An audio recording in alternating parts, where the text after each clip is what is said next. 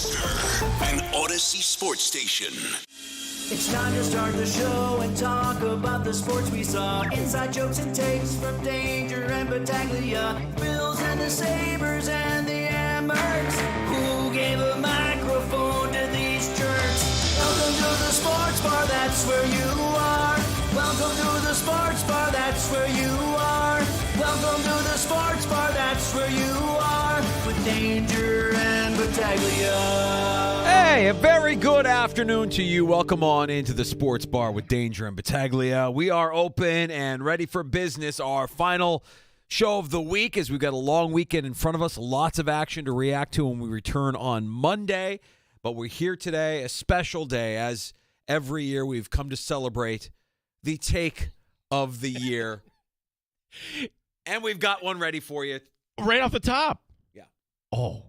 Now, this is the first year where I'm telling you honestly, I don't know what is going to be our take of the year. And I think, Danger, we open this up to everyone. But ultimately, I think there's like a 50-50 divide for the purpose of this show, Danger. You ultimately I'm the judge and jury? You're the judge and jury. I can influence you. And I'm the only person I think that has ever banned a caller. Luke from Rochester. If we're going to talk about take of the year, we have to talk about the worst take of the year. The worst call, the worst take of the year belongs to Luke in Rochester. We should mention that up front as an honorable mention, a dishonorable mention. Luke in Rochester, who called us earlier this year and earned the only sports bar regular banning for his take that he couldn't wait for Joe Brady to leave Buffalo the day after they beat the Baltimore Ravens in the divisional round. You're sky high. You're going to the AFC Championship game, to the site of 13 seconds, to the site of where you lost a previous AFC Championship game.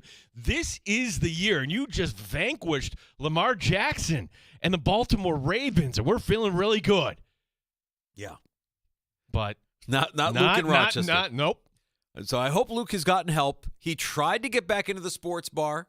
You, Gino, you let him back in for a redemption. Heart, blah, blah, blah. For a little redemption. And immediately he once again went negative. Tried to justify his bad take, which, no. I'm sorry. No. Like the band stands, Luke. I tried to help you, bud. I even tried to coach him up. No. He started apologizing for the take, and he's ready to move on. He's ready to give it Bill's take, and then he starts leaning into Brady again. I'm like, all right, yeah, we're done. Before we get to some of the finest audio from the past 12 months, and we have to give a big thank you to Dan DeLorean, who is our bounty hunter of the finest audio in the galaxy. He keeps this library, everything all neatly organized. Mm-hmm. And I have all of our nominees here and ready to go. This year, a total of 11 nominees in the take of the year running. Before we start dishing out some of the nominees, let's tell you who's stopping by the sports bar this afternoon, because we've got a fun show lined up for you, including our buddy Andy Behrens from the Deep Shot. We'll talk some fantasy football as Week 16 gets underway tonight. And this is an important game in the NFC. This is a game that really determines who has the inside track on the 1 seed in the NFC. Yeah, and the loser of this game, sorry, you're hitting the road, right? It would be hard for me to imagine that if the team here that loses is going to be a game back in the division with 2 to go. Rams 11-3. What do you know? The Seahawks also 11-3. This game up in Seattle. Sean McVay again traveling separately this time. Sean McVay on a short week where he had a baby. Oh, you're without Devontae Adams. Oh, there's this drama, unfortunate stuff with Puka Nacua where he has to put out a statement today. Yeah. What does this mean fantasy-wise tonight for the numbers in this game? There's other fantasy issues here too, like the Cincinnati offense. Do you trust that with Joe Burrow? Yeah. The Miami offense, well, normally it'd be like, it's the Cincinnati defense. Do you trust that? Knowing that Quinn Ewers is starting. We've got so many fantasy issues. We're trying to get you to your championship game. If you are still alive, make it a point to stick with us to 4:30 today. Andy Behrens from the Deep Shot joining us. And if the Rams win tonight, I'm just going to point this out. You'll probably hear it tonight. Al will probably share it. This is the last regular Thursday night football game, as next Thursday is Christmas. Christmas doesn't feel like Thursday. It just feels like Christmas. I don't even think – correct me if I'm wrong. I don't think Al's doing that game. No, I don't think he is No, either. yeah, he's not. Sean McVay will join Curly Lambeau and George Halas as the only coaches in NFL history with 100 wins before they turn 40 years old. As if you needed more reasons to hate Sean McVay. God, he's got it all, doesn't he? He's even got a Super Bowl ring. He's going to get to 100 wins before he turns 40 years old. This guy. Model wife, living in L.A., has a Super Bowl champion, has the memory that we could only wish we all had, right? That guy. Yeah. We'll be joined later this hour by Spencer German. He'll be stopping by 92.3 The Fan in Cleveland, our Odyssey Sports sister station. Of course, we'll get the latest on the Browns, a little preview from the Cleveland point of view between the Browns and the Bills coming up here Sunday afternoon at 1 o'clock. Spencer with 585 Roots stopping by at 325. I'm curious, too, about the future because when the Browns made their move at the draft last year, I'm like, wow, this is actually pretty smart. Where Travis Hunter looks like this generational player, but you know what you really need? You really need to find that quarterback, and why not get more collateral? Well, as it turns out, that extra first-round pick from Jacksonville is going to be kind of way down. And now, and we'll ask Spencer this because I don't know what to believe about the future. Is the GM safe? Is the head coach safe? We'll talk to Spencer German. And, oh, by the way, paint me the picture which the Browns win this game on Sunday. That's right. You can join us anytime this afternoon, whether you want to talk Bills, whether you want to talk Bills and Browns, fantasy, whatever the topic. Maybe you want to talk Take of the Year. The Good Smoke Barbecue and Pub Wingman line is open at 866-4FAN, 866-4326. Award-winning barbecue from Good Smoke Barbecue and Pub, 135 West Commercial Street in East Rochester. GoodsmokeBBQ.com. And with that, we begin our journey. As throughout the afternoon, we will be sprinkling in some of the best audio of the last 12 months. This is the Sports Bar with Danger and Battaglia's Take of the Year ceremony. The Sports Bar with Danger and Battaglia presents Take of the Year 2025. Let's start with the Hall of Famer, Gino. Ichiro. And to the Miami Marlins, I appreciate David Sampson and Mike Hill for coming today. Honestly, when you guys called to offer me a contract for 2015, I have never heard of your team.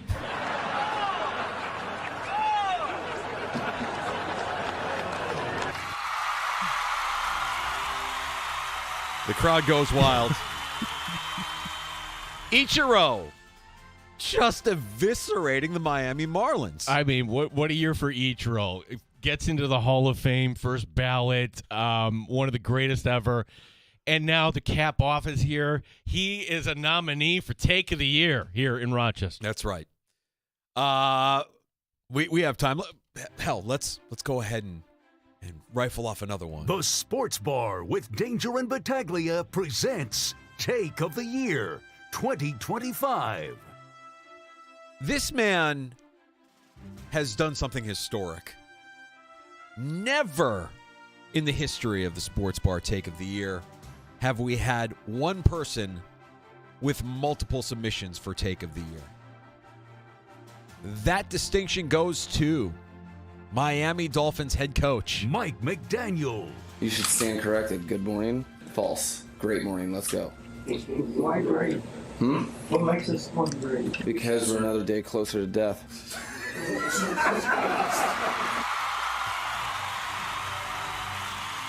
Once again, Mike McDaniel.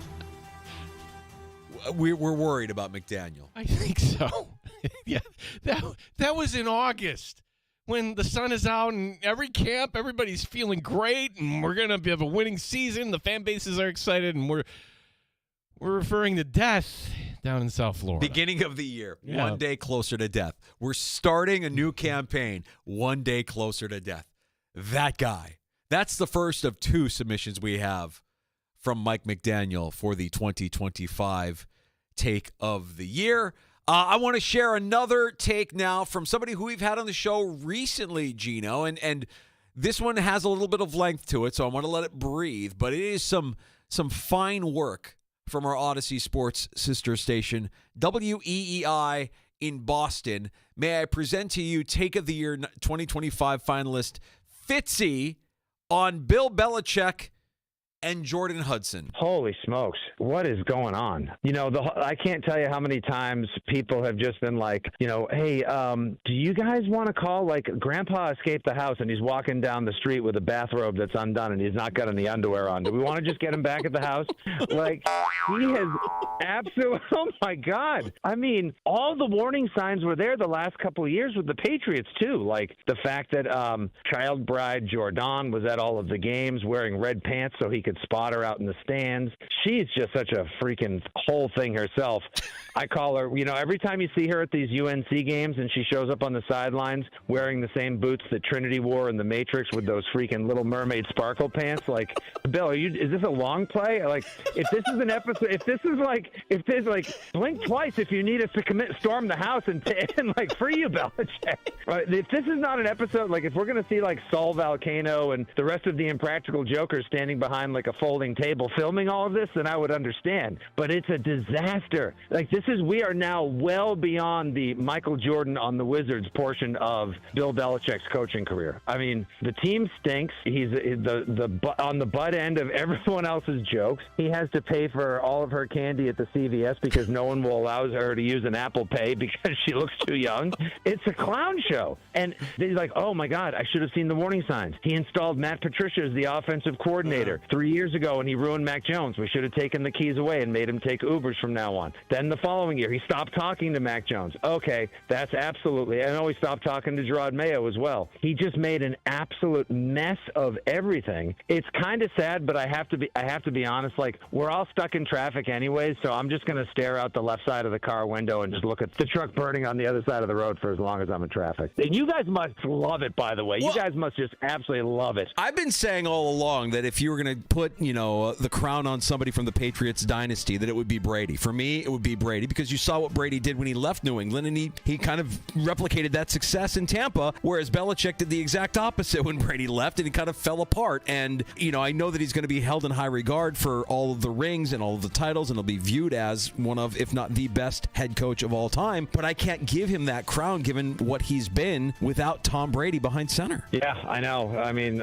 just all the memes and jokes that busted out on social media when they lost to TCU like 10,000 to 14 or whatever on that Monday night of Labor Day weekend. Only Brady can save him now. But, Brady's obviously doing great and all, but if somebody would have told me 5.5 years ago that the greatest dynasty, the greatest triumvirate of player, coach, and owner in history, that in 2025, one would be continually whitewashing history to get people to think that he had more to do with it than anyone else. One would be dating a 23-year-old coaching a college football program more known for their basketball, and the other one would be starting a flag football league in Saudi Arabia. I would have told you to shut your lying lie hole and give me my reality back. That's tough to top, Fitzy. Really strong. Really, really strong. That's Fitzy going all in on Bill Belichick, our Take of the Year nominee 2025. That's strong. I mean, that's 3 minutes of him just going in on Belichick and what he has become. Needs to go with her to the CVS to pick out her candy because she doesn't look old enough for an Apple Card. Oh, you had me a child bride. Oh, my God. Hey, if you have suggestions, nominees, John writing in, honorable mention nominee for Take of the Year 2025, McDermott and his truth window. Merry Christmas, gents. The truth window. Oh, let me think. He did mention something about when we put it through the truth window. Yeah. No, it was, as far as McDermott, 2 words I don't think, that's not good enough for a nomination, but honorable mention, John, absolutely. Let's keep going. Oh, you're in the mood here, buddy. Absolutely. It's our final show of the week. We've got Spencer German talking some Browns and Bills with us here in about 10 minutes. The Sports Bar with Danger and Battaglia presents Take of the Year 2025. Curtis Jones. They ain't find it last night. It's still out here. It could be out here in one of these bushes or something. Them mountain lions, they be wow. Serious, you know. I heard the roar. I felt that roar. I knew to keep it pushing. I knew that. Just trying to stay out that lion way. It might have smelt me. You know, that's why I brought this back. It might still remember my scent, so I don't want to be on his radar. I'm trying to stay off of the lion radar, honestly. I don't want to be dealing with that. I don't want to be dealing with no. I'm good. I don't play with lions. I don't play with tigers, bears, nothing with the wild. I don't play with those. I promise you. I don't even do roller coasters. I mean, was there anything that united our community in 2025 quite like Curtis Jones? And the lion. And let's not overlook the lion. Did anybody find the lion? Where is the lion? Nobody found the lion, but, Curtis Jones, he gets a nomination for unifying a city, if only for a couple of days. Where did the lion go? Is he in the old subway bed? Like, what happened to the lion? What if there wasn't ever a lion? What if this was just AI, made? What if this was just made up for clout? What if this was just made up to go viral? I believe in Curtis Jones. Curtis Jones, no. I believe he saw that line. Well, I mean, he gives a pretty good case. He didn't mess with lions, didn't mess with tigers. He made it very clear. He heard the roar. He heard it. So that's a pretty convincing case from Curtis Jones, Take of the Year nominee 2025. And I want to say that is the lone local nomination that we have. I'm sure there's been other things that have been said locally that, would be honorable mention, but Curtis Jones gets the nod for the Rochester Mountain Lion, the mountain lion that unified a community for a handful of days. So for our judges, does that get more credit? Are we leaning a little more local? Interesting. The judges being me. Giving you that power. Judge and jury. I could be swayed. I'll listen to the arguments. If you've got them, we'd love to hear them at 866-4326, 585-866-4FAN. The Sports Bar with Danger and Battaglia presents Take of the Year 2025. Danielle Collins. Danielle, congratulations. That was a roller coaster of a ride. Yeah, I mean, Destiny.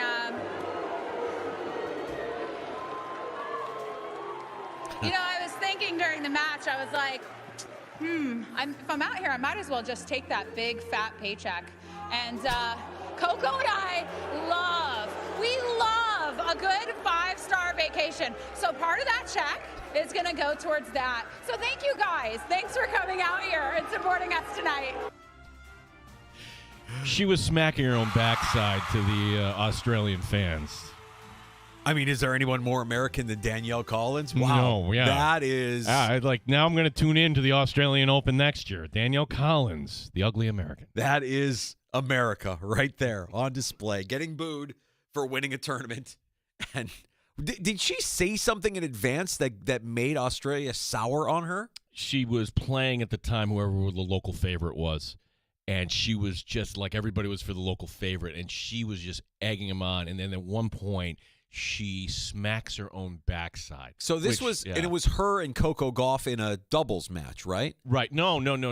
It's her in a singles match. Okay. And she's referring to like her and Coco at some point doing a double or whatever, and then they're going to go on their vacation. Did Coco win the Australian Open? I wonder. I don't know. But that is great. Just a shower of boos. And Danielle Collins absolutely firing back at the angry mob. That's from January of 2025 in the Australian Open. Danielle Collins, Take of the Year nominee 2025. We've got more nominees, including a very important person in the life of the reigning MVP. The second of two nominations for Dolphins head coach Mike McDaniel, and an elected official who got on our radar shortly after her team won the Super Bowl. I think we have the most awkward ESPN broadcast moment of the year, too. No question. Which, if you love a particular sport, even if you don't, you're like, wait a second, am I really hearing this? Yeah. Some fantastic stuff still on the way. We will get to it all. It's our Take of the Year special here in the Sports Bar with Danger and Battaglia. But first, we've got to get to Spencer German. Some 585 roots with Spencer. Rochester native, 92.3 The Fan in Cleveland. Now, joining us in about 5 minutes or so, you can join us on the Good Smoke Barbecue and Pub Wingman line at 866-4FAN. Award-winning barbecue from Good Smoke Barbecue and Pub, 135 West Commercial Street in East Rochester. GoodSmokeBBQ.com. You're listening to the Sports Bar.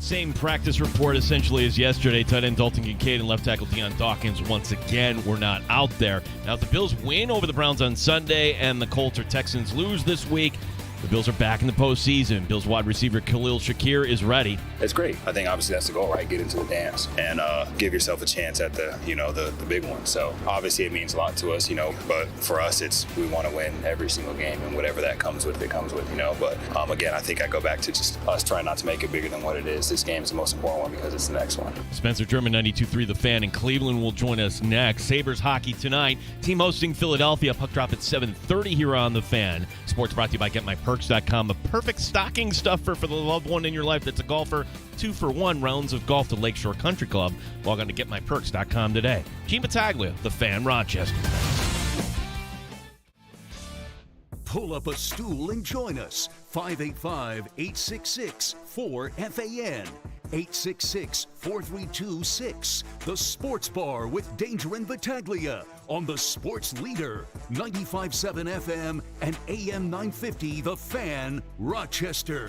It matters a lot. I think making the playoffs is probably a good idea for us. Hopefully it just all goes well and take one game at a time. I know we have 3 left here, but winning out does do us a favor, so hopefully do that. Do you guys talk about it, though? It hasn't been mentioned in here. No one said we got to clinch a playoff spot this weekend, but I think it's just everyone in the building wants to win week in, week out, and that's our main focus. And, whatever prize we get at the end of the tunnel, we'll take it. But, just go out there and hopefully get our job done.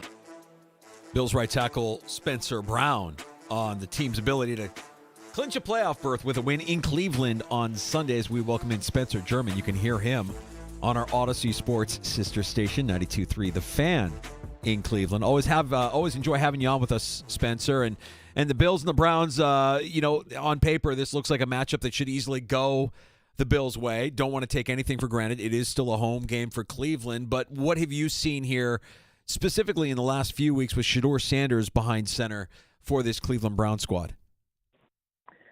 There's been, I think, a mix of good and bad, like a lot of rookie quarterbacks, obviously, as you'd kind of come to expect. I think one of the biggest knocks on him coming out of college was sort of that drift into the pocket thing that he would do when he was under pressure, and that would lead to sacks that went from, maybe it's a 3 or 4 yard loss to 10, 15 yards. And I think that's something they really made him focus on. And from his first appearance, when he came in the second half of that Ravens game, I believe it was week 11, to fill in for Dylan Gabriel, who had suffered a concussion, to his first start 1 week later, you saw him make major strides in sort of eliminating that from his game and stepping up in the pocket more. And so I think that's been one clear positive. I think the other big one is he's clearly not afraid to take shots down the field, and that's kind of given some new life to this offense. That was something they haven't really been able to do much this season before he started playing under center and starting at quarterback for this team. Now, I still think you see the growing pains, though, too. Like his desire to throw the ball downfield, I think sometimes leads to him holding the ball too long because he wants to make a big play. He wants it all back at once at times when things aren't going right. And sometimes that leads to sacks or, him throwing a pick or, just whatever it might be, or having to throw the ball away.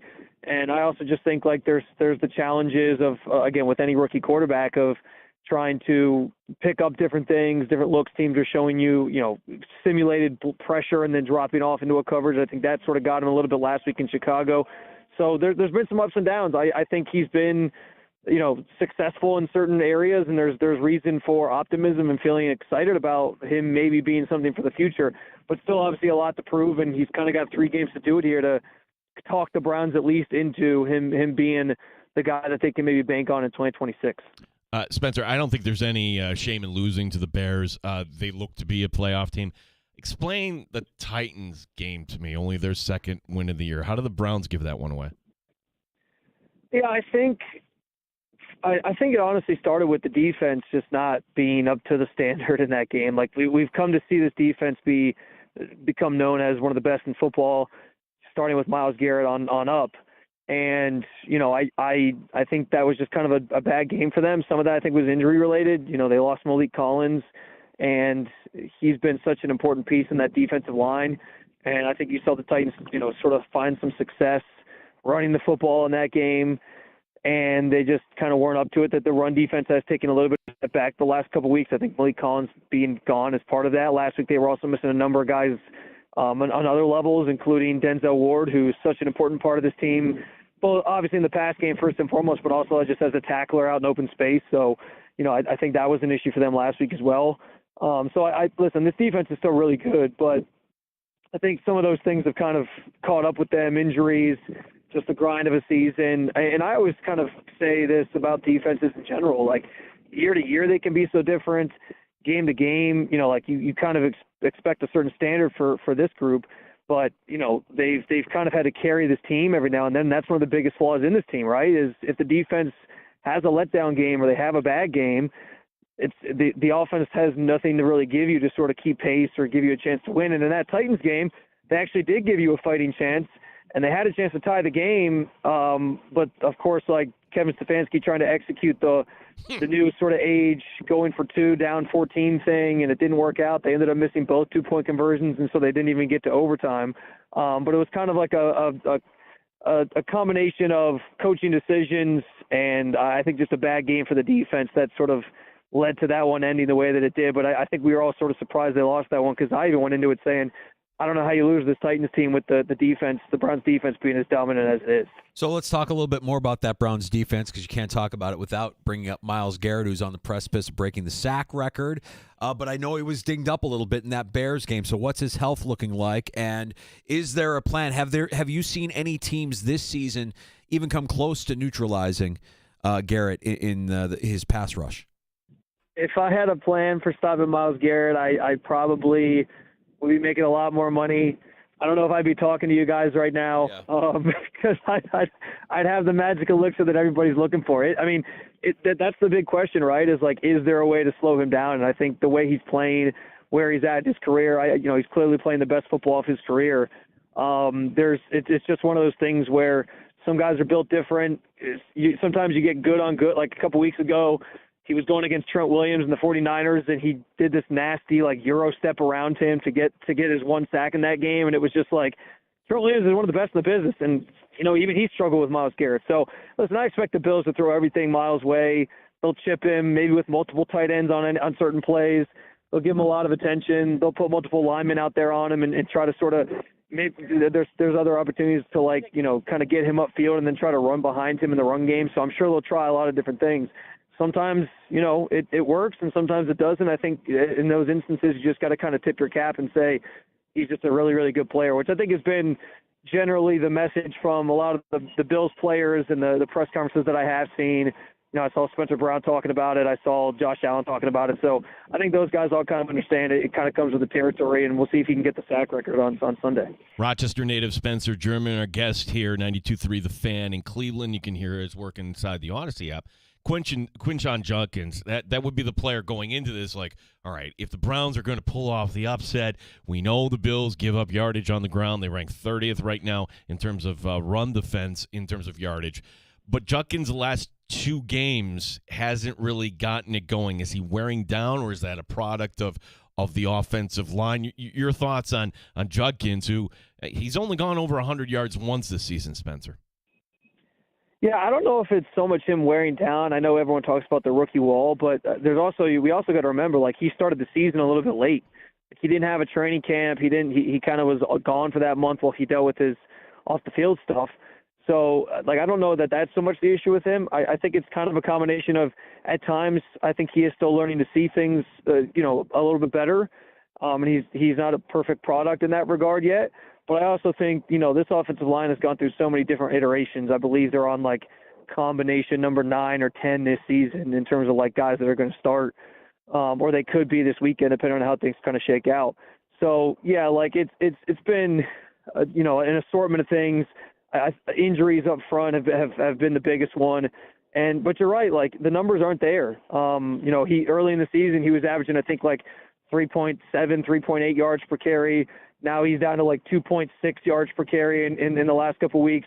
And so it's been an issue. And I do kind of feel and wonder if this Bills game presents an opportunity to almost a get right game for that phase of the offense, which would go a long way, I think, because if this game becomes, you can't run the football because the Bills are selling out to stop it. I don't know that it's a good recipe to have Shedeur back there throwing the football like 40-plus times either. So I think they probably want to utilize that run game and get it going.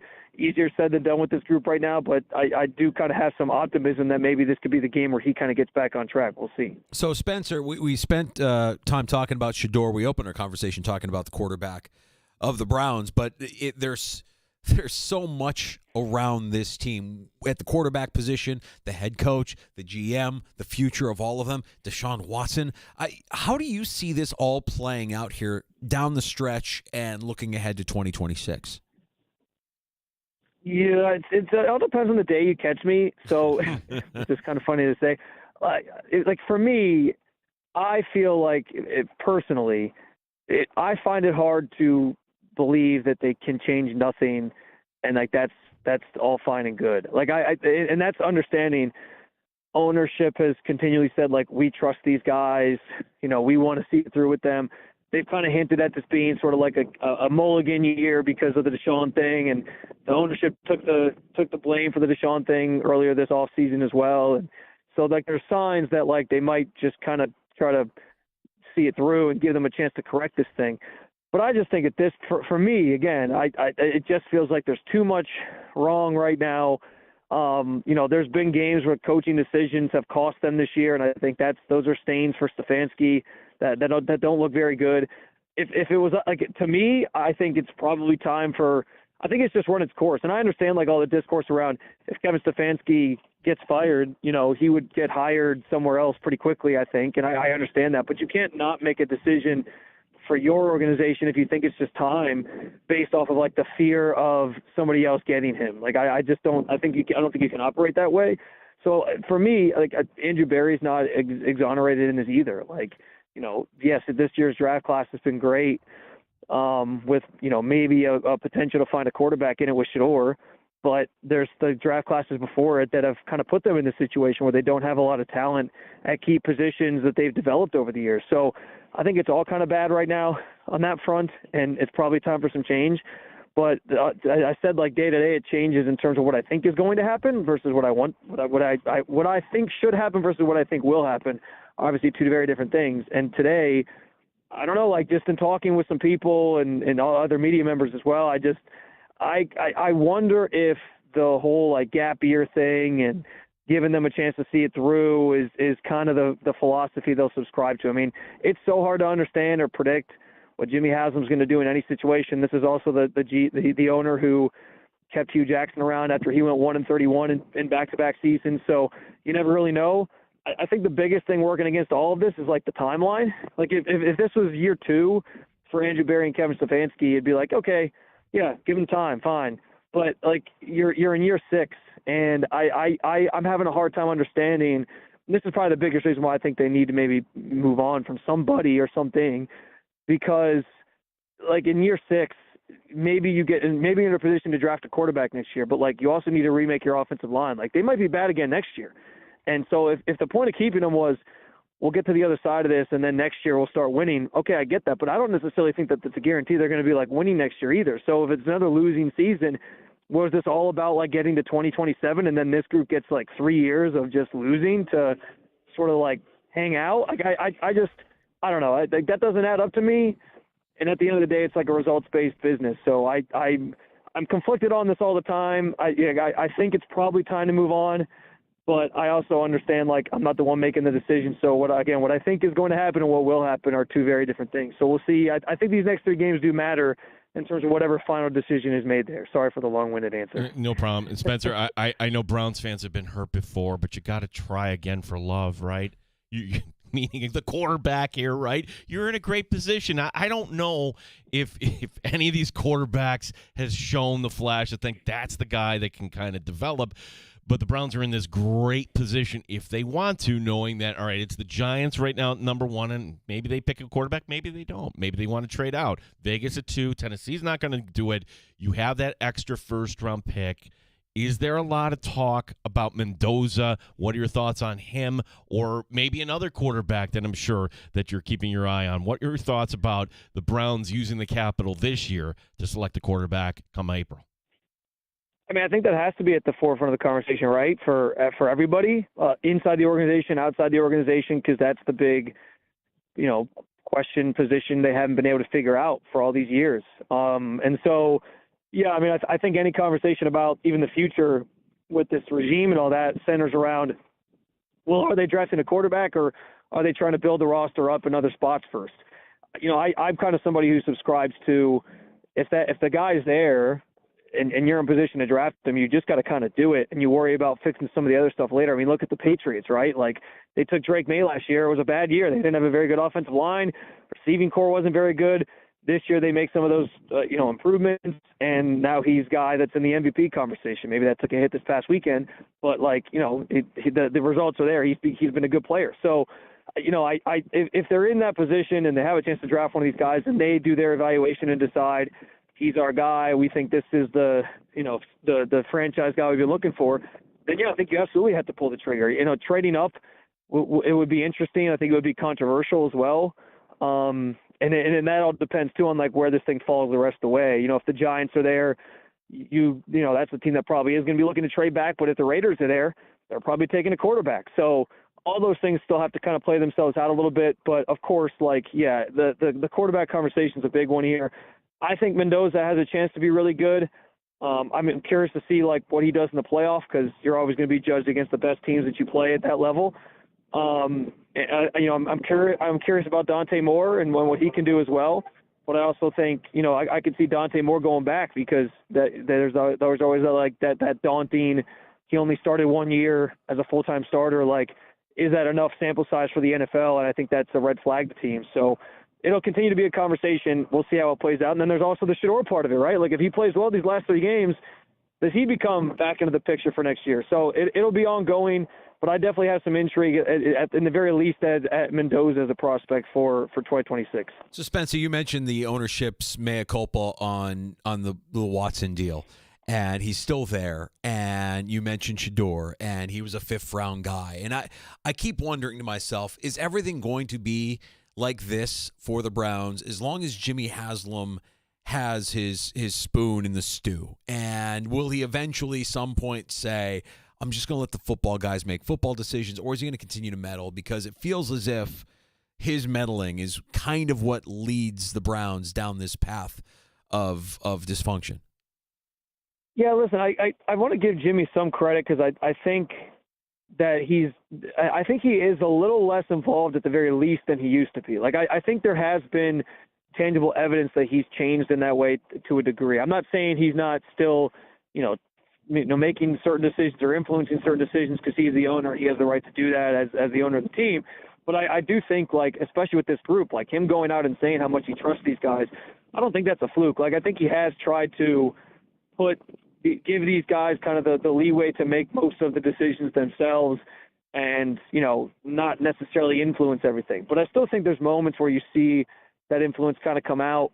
I can think back to a couple of years, and really, I guess just this past year, when they hired Ken Dorsey after the 2023 season and fired Alex Van Pelt.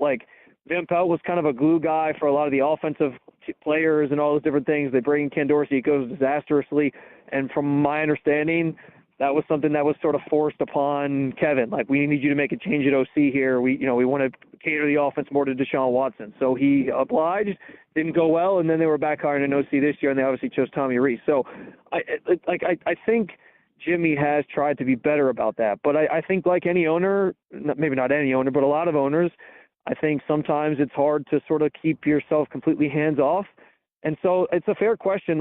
If you ask Browns fans that, I think there is definitely a contingent of Browns fans who feel as long as Jimmy Haslam owns the team, they will never be successful because they just think he's, whatever it is, a bad omen, or he does meddle too much or whatever it might be.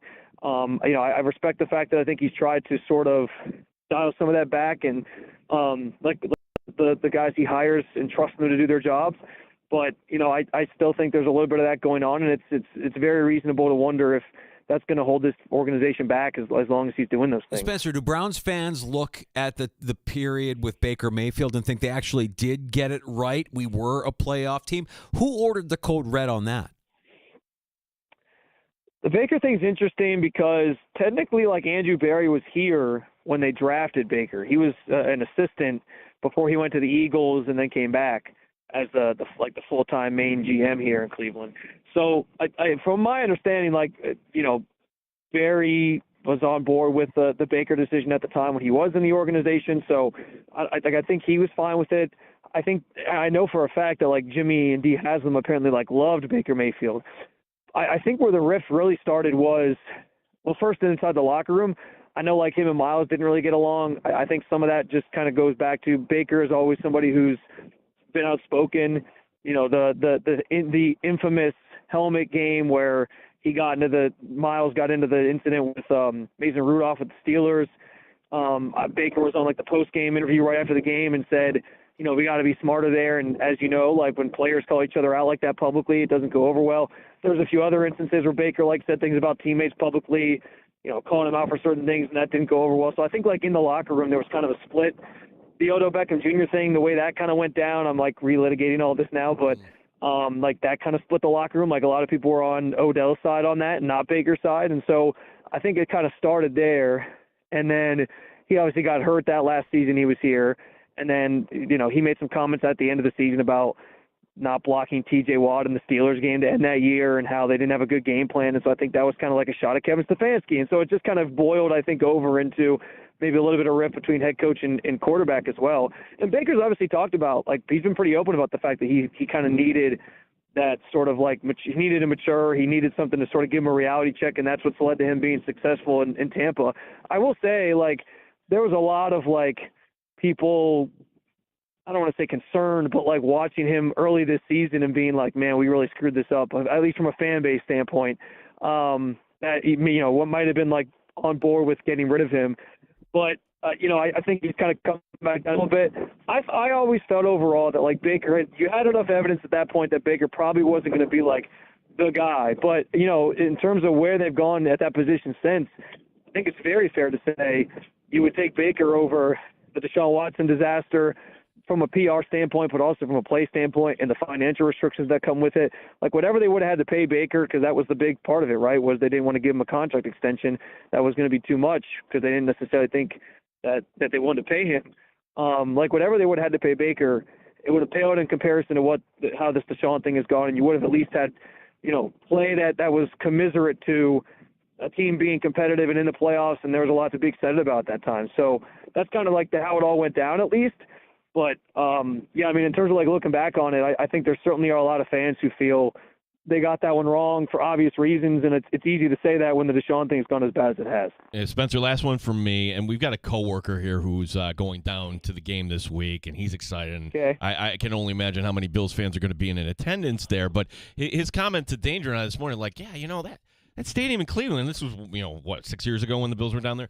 It was nice, compared to what we have, and they're building a stadium. Why do you? Well, we know the reason, because you want something that makes a little bit more money. So this is happening, right? And I'm just wondering from the outside, Spencer, what is the reaction to that? Because I think, the lesson from baseball in the 70s was, they built all these stadiums and they called them cookie cutters. And I understand you want to build something that maybe makes a little bit more money, but how is this stadium going to look any different than all the other palaces that are going up? Are people actually excited about this? Give us the latest on the new Brown Stadium. Yeah, it's funny first that an outside fan felt the stadium's awesome. Because I think the first time you go there, you're probably oh, this isn't a bad stadium. But as you cover games there consistently, play there consistently, there are obvious signs that when they built that stadium, it was a very rushed process. And that was all just due to the team had just come back. They were trying to just get something up so that they could field a football team and be able to bring the Browns back essentially. So it was a rushed process. So as much as it's still a younger stadium in that regard, it was only built in the late 90s. I think it probably is, sort of it's also in a bad spot on the lakefront, just the weathering that goes on down there and all that, I think is a problem. So there's a lot that goes into that in that decision. I think the fan base has been kind of split.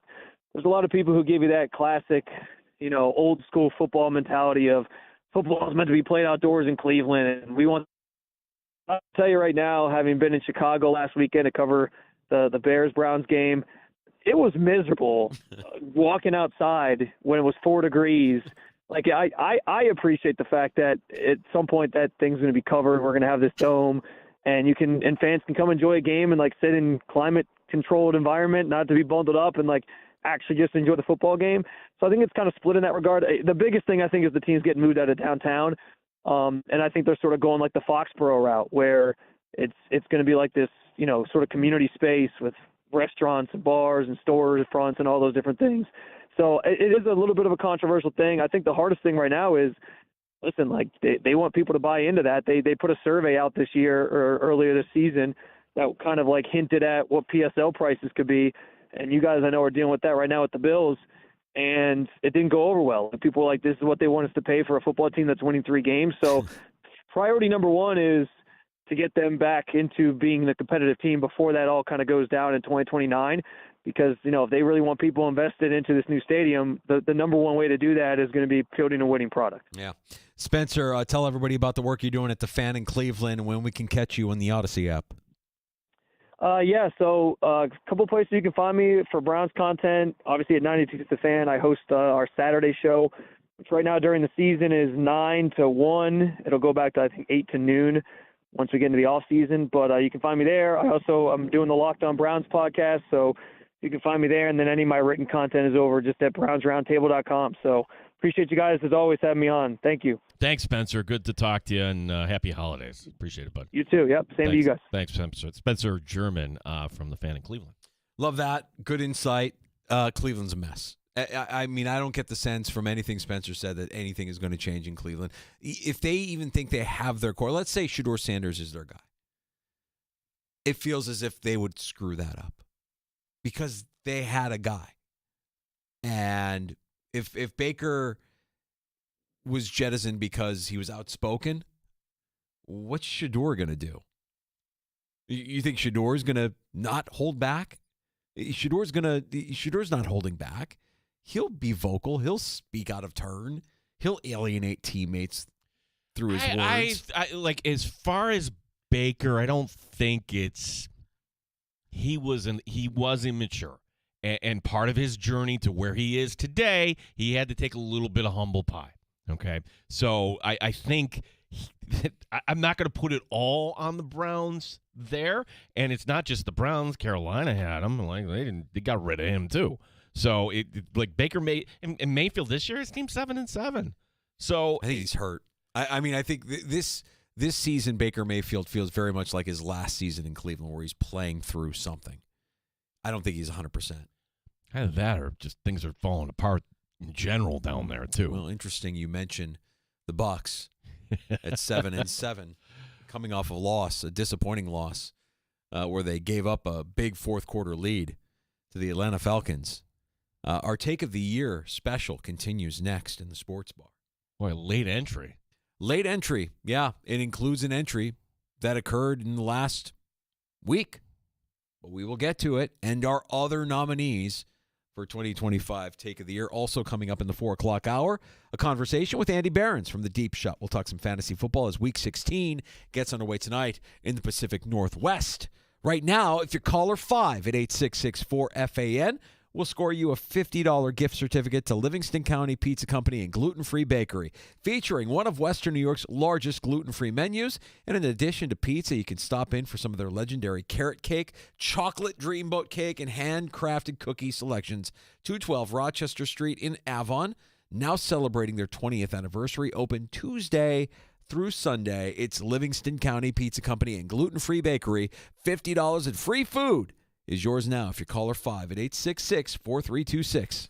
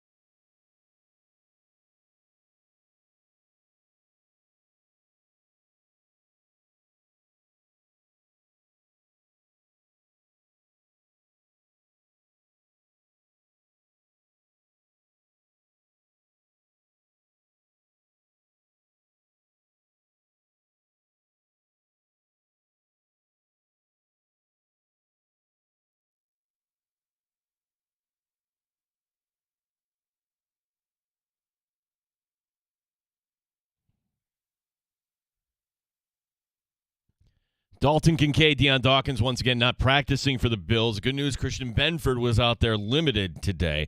Cole Bishop on the challenge of facing rookie Shedeur Sanders. Kind of like you said, young. I know he got in late in the season, so he's still finding his way.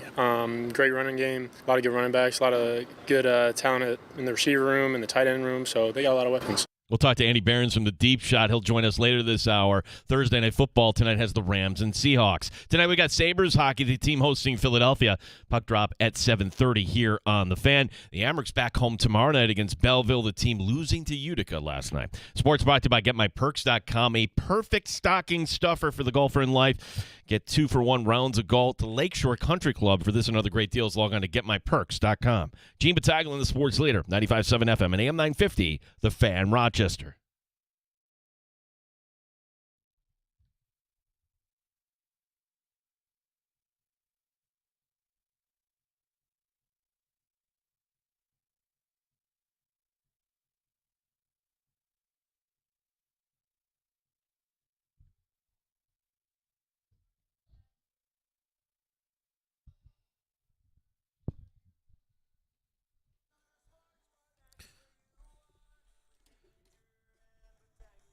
Welcome back in the Sports Bar with Danger and Battaglia on the air. Thanks for checking us out on our YouTube channel and as we stream on Twitch at The Fan Rochester. You can always find us in the Odyssey, iHeartRadio, and TuneIn apps as well. I'm Danger. That's Battaglia. Today is our Friday, our second to last show of the year, so we will be the first to kind of go through the year that was 2025 because you will be hitting and seeing a lot of that over the course of the next couple of weeks. But we do it in our own sports bar store way, right? Like That's we right. go back, and to be honest, Danger, there are some things in here that I had forgotten about. And we laughed at the time or said, my gosh, that sounds so different. Take of the year 2025. That's right. And before we can crown a 2025 take of the year, we always reflect on what it takes.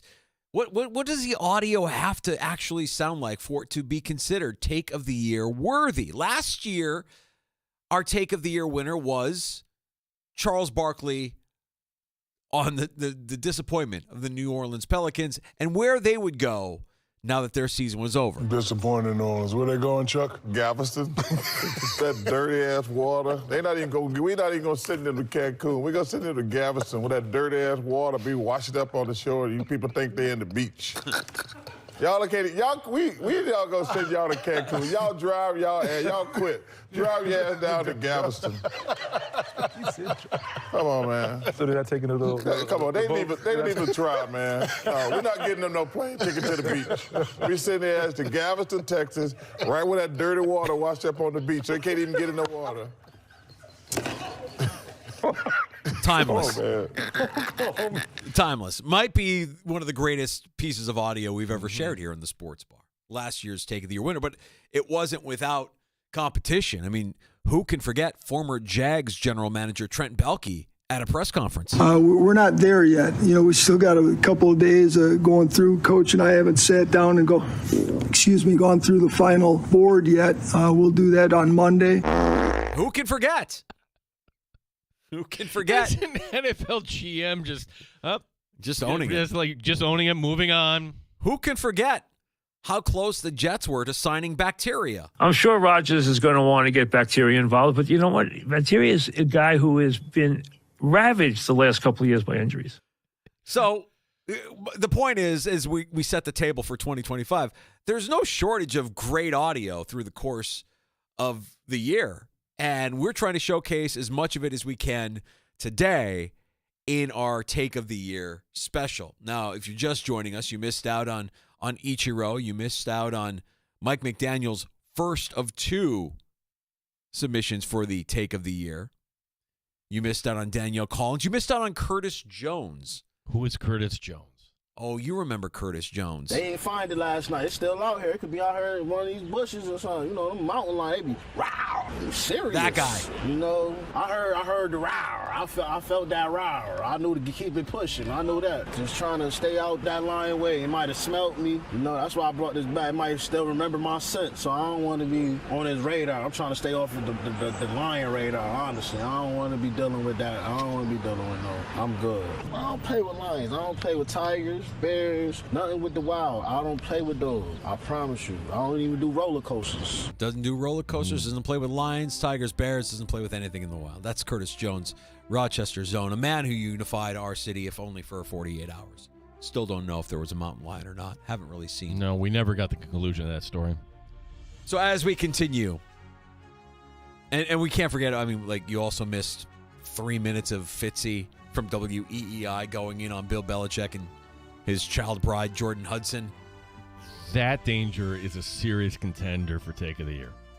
Let's continue our journey, shall we? The Sports Bar with Danger and Battaglia presents Take of the Year 2025. Todd Bowles. What do you tell them in the locker room after a game like this? It's inexcusable. You don't make excuses. You gotta care enough where the hurts.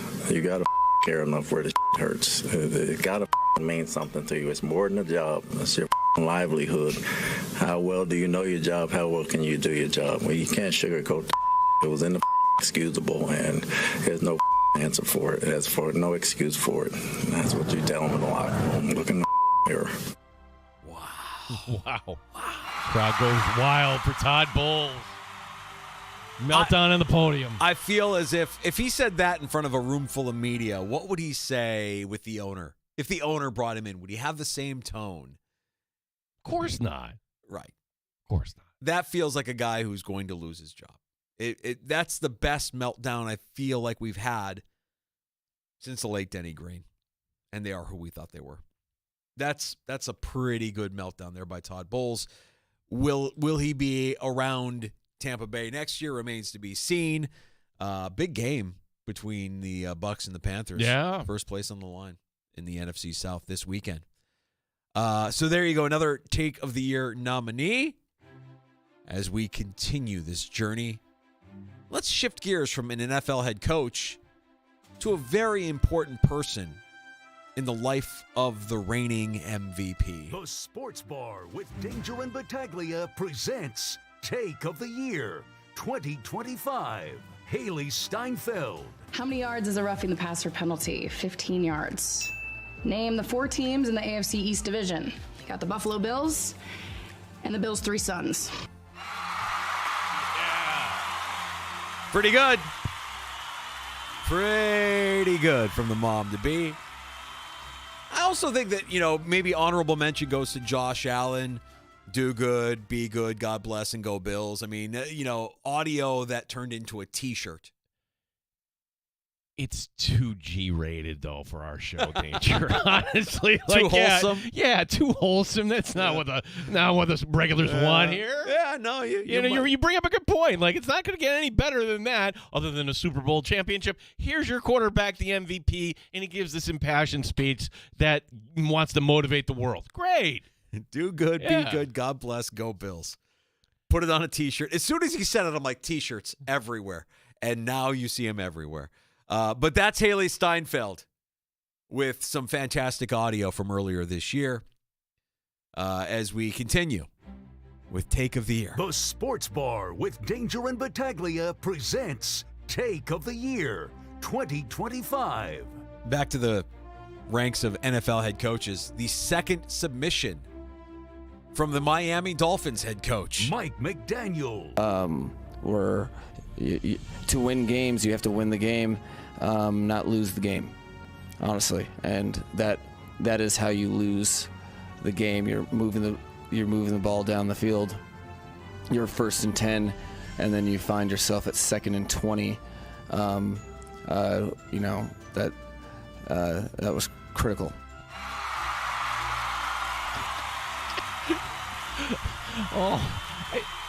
Shouldn't you call the paramedics for something like that when you hear somebody talking like that? It's like, are you having a stroke? What is going on? Yeah, something's wrong. Something's definitely wrong with Mike McDaniel. And here we are wondering whether or not he'll be back next year. Come on. They can't bring that guy back. He needs help. This is the Dolphins. This is Stephen Ross. He needs help. Help that man. If you have any love for humanity, you get that guy the help that he needs. He clearly needs help. We've got a couple more to get to here before we get to Andy Behrens from the Deep Shot. We will crown our 2025 Take of the Year winner during happy hour just after 5 o'clock. The Sports Bar with Danger and Battaglia presents Take of the Year 2025. Philadelphia Mayor Sherelle Parker. Let me hear you all say, E-L-T-S-E-S, Eagles! Let's go, Birds! How do we spell that? I kind of love that. I think I dig Sherelle Parker for misspelling Eagles, misspelling the Eagles chant. What a politician. Playing to the audience, trying to win over the mob, and misspelling E-A-G-L-E-S, Eagles. But we wouldn't, I mean, we have that. That's some gold from Philadelphia Mayor Sherelle Parker. And they won. They beat the Chiefs. That's right. Let's go Birds. Go Birds. Our mayor can't spell the name of the team, but go Birds. Finally, one more nominee for Take of the Year. The Sports Bar with Danger and Battaglia presents Take of the Year 2025. Matt LaFleur. Since you didn't know what hat you had on, do you not know what your Halloween costume's going to be? It's Halloween, huh? Got a big discussion with this with my assistant Daryl. I was like, I don't give a shit if it's Halloween. All right, we're trying to win a game. Period. Wow, how noble of Packers head coach Matt LaFleur. Screw Halloween. We're just trying to beat the Panthers. I think they lost to the Panthers that game too, by the way. Yeah, that was oops. That can't win. That's the first one. I'm like, that's cute. That's funny. We can't have like a one-liner win. No. There's another. There nominee. is another one, and yeah. I this is me. Okay, owning up my mistake. Nope, I've got it here. You've got it too. I do have it here. Okay. If I don't have the proper introduction for it, but if we're going to talk about some of the best audio of the last 12 months, I think we have to go back to early October.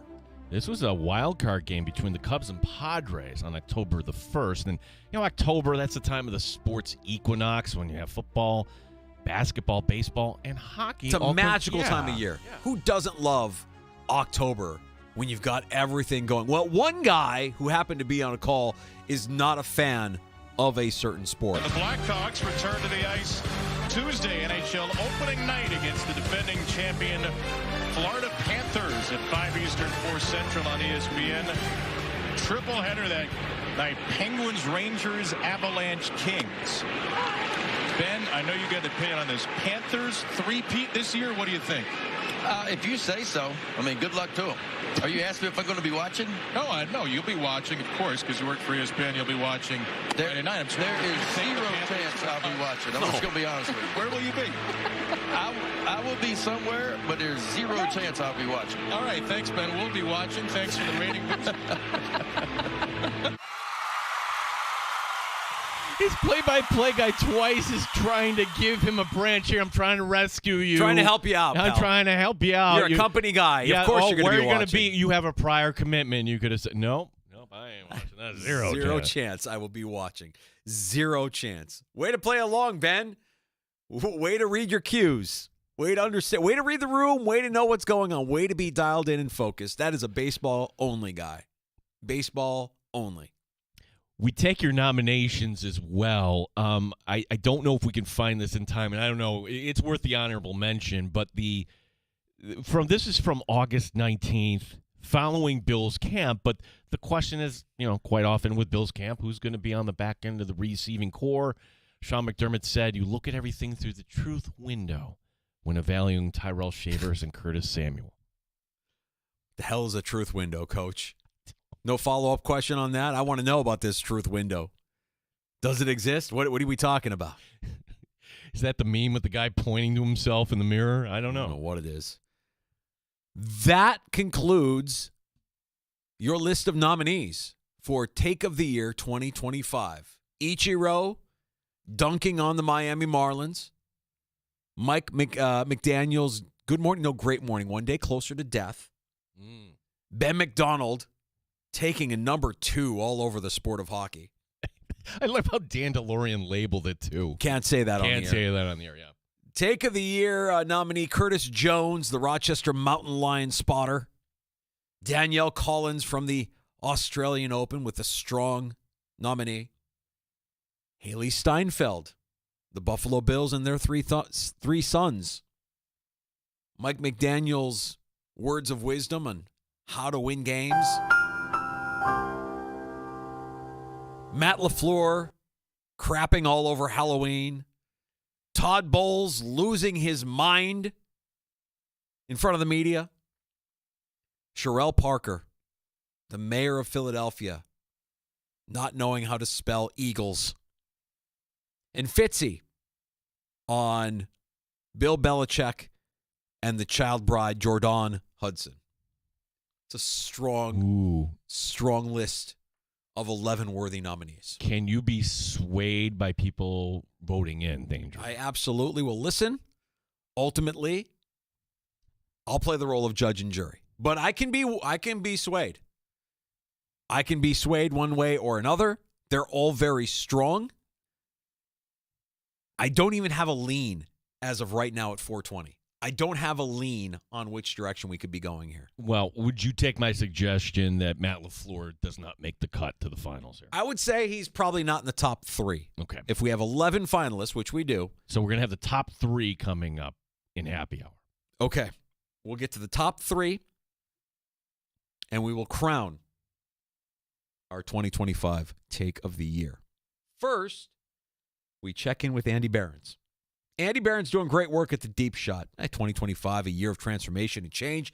Andy Behrens doing great work with his buddy Dalton Del Don at the Deep Shot, getting you set for your fantasy playoffs. Week 16 starts tonight in Seattle, and a game that will probably determine who the number 1 seed is in the NFC. So we'll get to that and more with Andy Behrens when he joins us next in the Sports Bar. Danger and Battaglia on the Fan.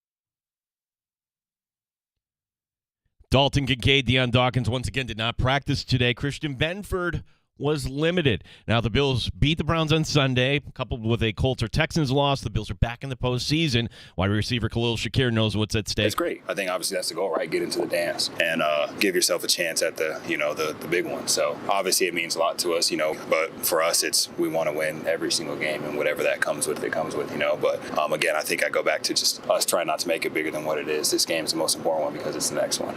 Andy Behrens from the Deep Shot joining us next here in the Sports Bar. NFL Week 16 begins tonight. It's the Seahawks hosting the Rams. Sabres hockey tonight here on The Fan. The team hosting Philadelphia. Puck drop at 7:30. The Amerks are back home tomorrow night against Belleville. Gene Battaglin, the sports leader, 95.7 FM and AM 950, The Fan, Rochester.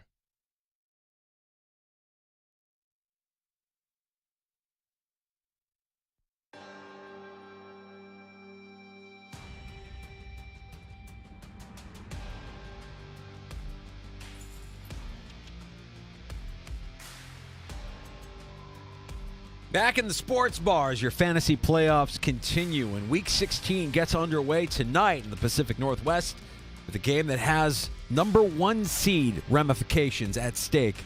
The Rams and the Seahawks, as we welcome in Andy Behrens from the Deep Shot, who's helped get us to where we are in our fantasy playoffs. Andy, it's great to have you on with us, and let's start with tonight. I don't think we've heard anything about Puka not playing, but we know that Devontae Adams is, I think they're taking it right up to kickoff. What do we know about this matchup, and is there any fantasy implications here with the Rams and the Seahawks tonight?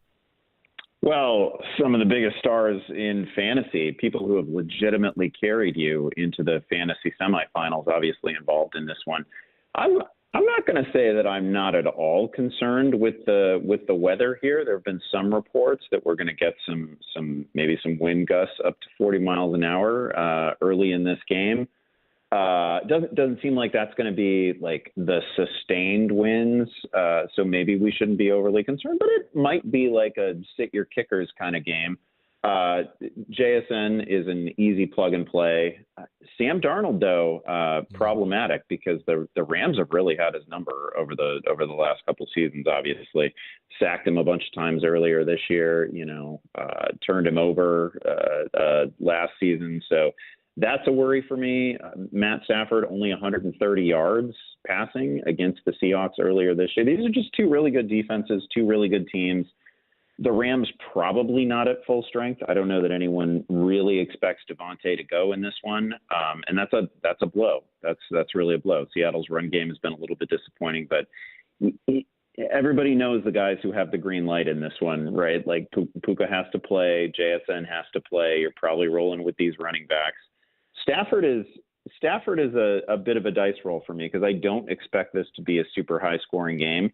I do have him ranked as a fringy quarterback 1 for this week, but I don't think it's out of the question that, say, if you're looking at Jacoby Brissett on the waiver wire, you're looking at C.J. Stroud on the waiver wire, I might go that route. Andy, like as far as these matchups, it's the postseason here in fantasy. One game that is not going to be featuring two postseason teams in reality, the Bengals and the Dolphins. And I just find this fascinating here because here I'm thinking I'm outsmarting everybody. The Bengals, against tight ends. Well, Darren Waller, I don't know if he's good to go. I think he'll be. I don't know, but I don't know if it's a good play or not with Quinn Ewers now at quarterback. So how do you evaluate everything on that Miami side? It's only really one receiver, but Achane still nonetheless. But then on the other side with Cincinnati, the comments from Joe Burrow, and they're put up a goose egg at home in a game they needed against Baltimore. So your thoughts on this matchup in South Florida coming up Sunday? Yeah, I'll start with Burrow, and I'm glad you mentioned him because I have received several questions on Joe Burrow that seem to be related to his mindset, related to obviously things that he spit out in press conferences over the last week and a half or so. And I guess I understand it. He is coming off a terrible game, probably the worst of his professional career. He was quick to acknowledge it, not happy about it. I just want to say that like the Joe Burrow that you saw in these press conferences, he's just a little bit different with press. I think he gives thoughtful and considered answers to questions. He'll take a moment in a press conference when he's asked a question to formulate a response. Like he's just not a cliche machine. And I think sometimes that trips people up. Like, he's a little bit more honest, I think, than most quarterbacks would be in responding to some of these questions. But that doesn't mean he's troubled or, that he's just going to face plant again. I mean, this is a great matchup against a freshly eliminated Miami defense that has been pretty generous to quarterbacks throughout the season. Burrow himself is only 1 week removed from a 4-touchdown game against, I don't need to tell you that, against Buffalo. I'd go ahead and play him. I'm not that worried about Joe Burrow. I think you're just getting a little glimpse of somebody who, doesn't go through the motions when he speaks to reporters. On the Miami side, I guess I would say all bets are off. I don't know how much worse it can look for Ewers after what we just saw from Tua. I would probably still play Darren Waller. It's not like Cincinnati fixed their issues against tight ends last week. It's just that Lamar Jackson only had to throw the ball 12 times. I'm sure that Mark Andrews and Isaiah Likely would have had decent days. It was a non-competitive game.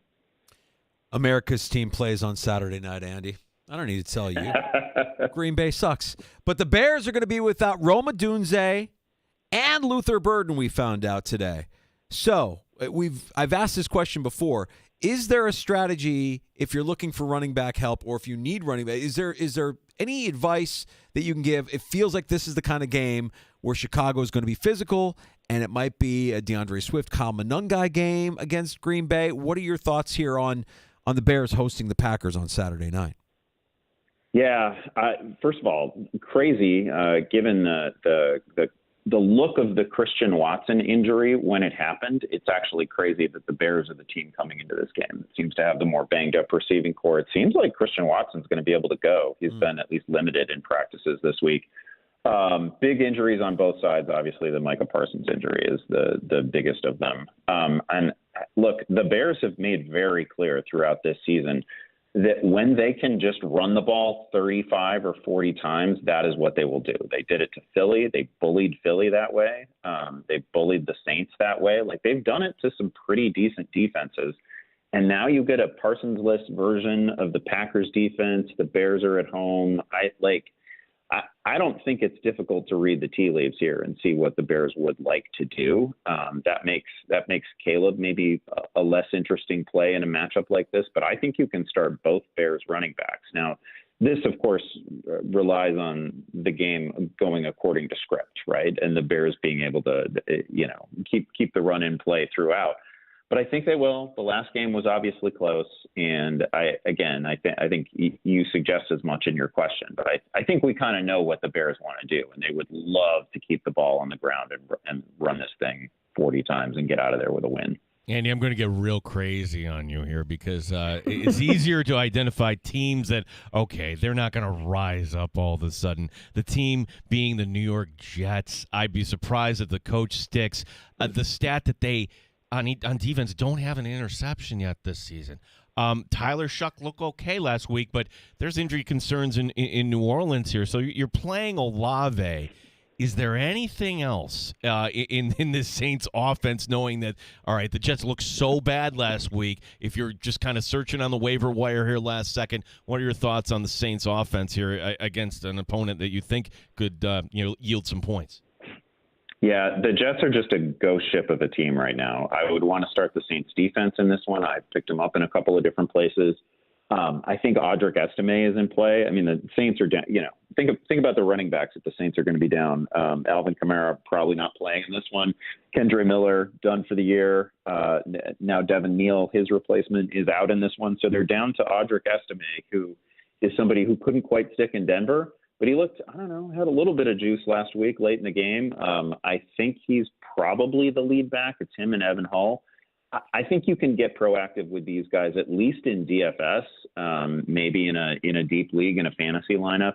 Juwan Johnson's in play. The Jets are really bad. It's not, I think what you saw out of Trevor Lawrence last week is both a reflection of the fact that, he's pretty skilled, and as much as people like to, dismiss Trevor Lawrence's ability, that guy has a cannon of an arm, and he can make all the throws. But also, the Jets are just terrible right now, and they're kind of going through the motions with a junior varsity version of that defense, and it's pretty hopeless for them. And I agree with you. I think Tyler Shuck has looked fine, and he's had more rushing ability than I gave him credit for. Well, we have the 1 seed in the NFC on the line tonight in Thursday Night Football. Low key on the late window on Sunday. Denver hosting Jacksonville with some implications there in the AFC playoff picture. And you just mentioned Trevor Lawrence. I mean, are we buying into Jacksonville's offense? It feels different since Jacoby Myers joined the team, and it seems like Cohen has them moving in the right direction. How do they match up against this Denver defense that we know is potent? Yeah, so the one issue here, of course, is Denver's defense. They've only given up more than 2 combined touchdowns to one quarterback this year. It was Jackson Dart in that weird game that Denver eventually came back and won. That's the only time they have allowed more than 2 touchdowns to an opposing QB. So it's not like I think there's some super high ceiling for Lawrence here, but I agree with you. The addition of Jacoby Myers just was it made so much sense in the moment, because at the time, Jacksonville had like 3 different receivers who were among the league leaders in drop rate.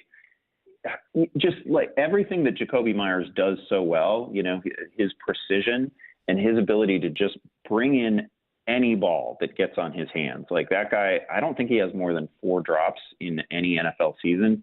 Very reliable hands, very reliable player. And the things that they were missing in the receiving core were literally anyone who could just be in the spot that they're supposed to be when they're supposed to be there. And then people who could actually bring the ball in when you put it on them. And Myers solves, both those problems. So it's been a huge key to unlocking the offense. I think he's looked great. I think he makes Lawrence playable even in a matchup like this. Also, it helps that Lawrence is really, man, I feel like I've been waiting for this his whole career, and I feel like I talk about it every year, and then it never manifests. It never shows up. But we are seeing Trevor Lawrence's rushing ability now in a way that we have not seen it in the NFL just yet. And I'm not saying that he's some, low-key Josh Allen type, but I do think that if they decided to let Trevor Lawrence run for 500 yards, 600 yards, I think he could do it. It was a huge piece of his profile as a collegiate player, and we're finally seeing it now. And of course, that just unlocks levels of fantasy value that weren't there before. Oh, from the real football perspective, Andy, I don't want the Bills as a 6 going to Jacksonville as a 3. That offense, I wouldn't like Buffalo's chances. Andy Behrens from the Deep Shot joining us. How many questions have you gotten this week about a guy who has all heard us before, Kyle Pitts? I don't know if this is simple, Andy. Can you break this down? If Drake London comes back, should that impact your decision to start Pitts, or is Pitts a must-play knowing that he came off the numbers he did last week? I mean, I don't think he's a must-play. I think it's hard to sit a player who's coming off of a 3-touchdown game. People do need to remember that, it is literally only against Tampa Bay's defense that Kirk Cousins has looked good or playable or functional over the last 2 years. And it's not just that he's functional; it's that it's like a guaranteed 3 or 4 touchdowns. He has like 10 touchdown passes against that team in the last 2 seasons. They give him a squishy soft zone defense, and he picks it apart. And the same thing happened just last week. Credit to Pitts. When Pitts begins to see a little bit more volume, as he has these last 3 or 4 weeks, it's been good. He's been entirely playable. I don't think you can count on the kind of eruption that you got last week. I don't even think you can count on a touchdown necessarily, because I'm still not a believer in Cousins, and I don't think one date with the Bucs defense fixes it. And that's not who he's facing this week, right? Against almost any other defense, he's been a perfectly ordinary quarterback, and he looks a little bit like he's on fumes. So I'm not super excited about Pitts, but I also do see him as a playable option. Andy, we haven't had a chance to get your thoughts on Phillip Rivers, who made his return to the NFL last week, and we joke, we kind of point and laugh at Indianapolis, and we think, oh, that was cute, just like Jeff Saturday winning his first game as an interim head coach was cute, and then we saw what happened afterwards. Is history about to repeat itself with the Colts hosting the Niners on Monday night? Is Phillip Rivers about to turn into a pumpkin? This is so tough because it was such a heartwarming story, right? And it was so enjoyable, like to watch his high school team's reaction to their coach,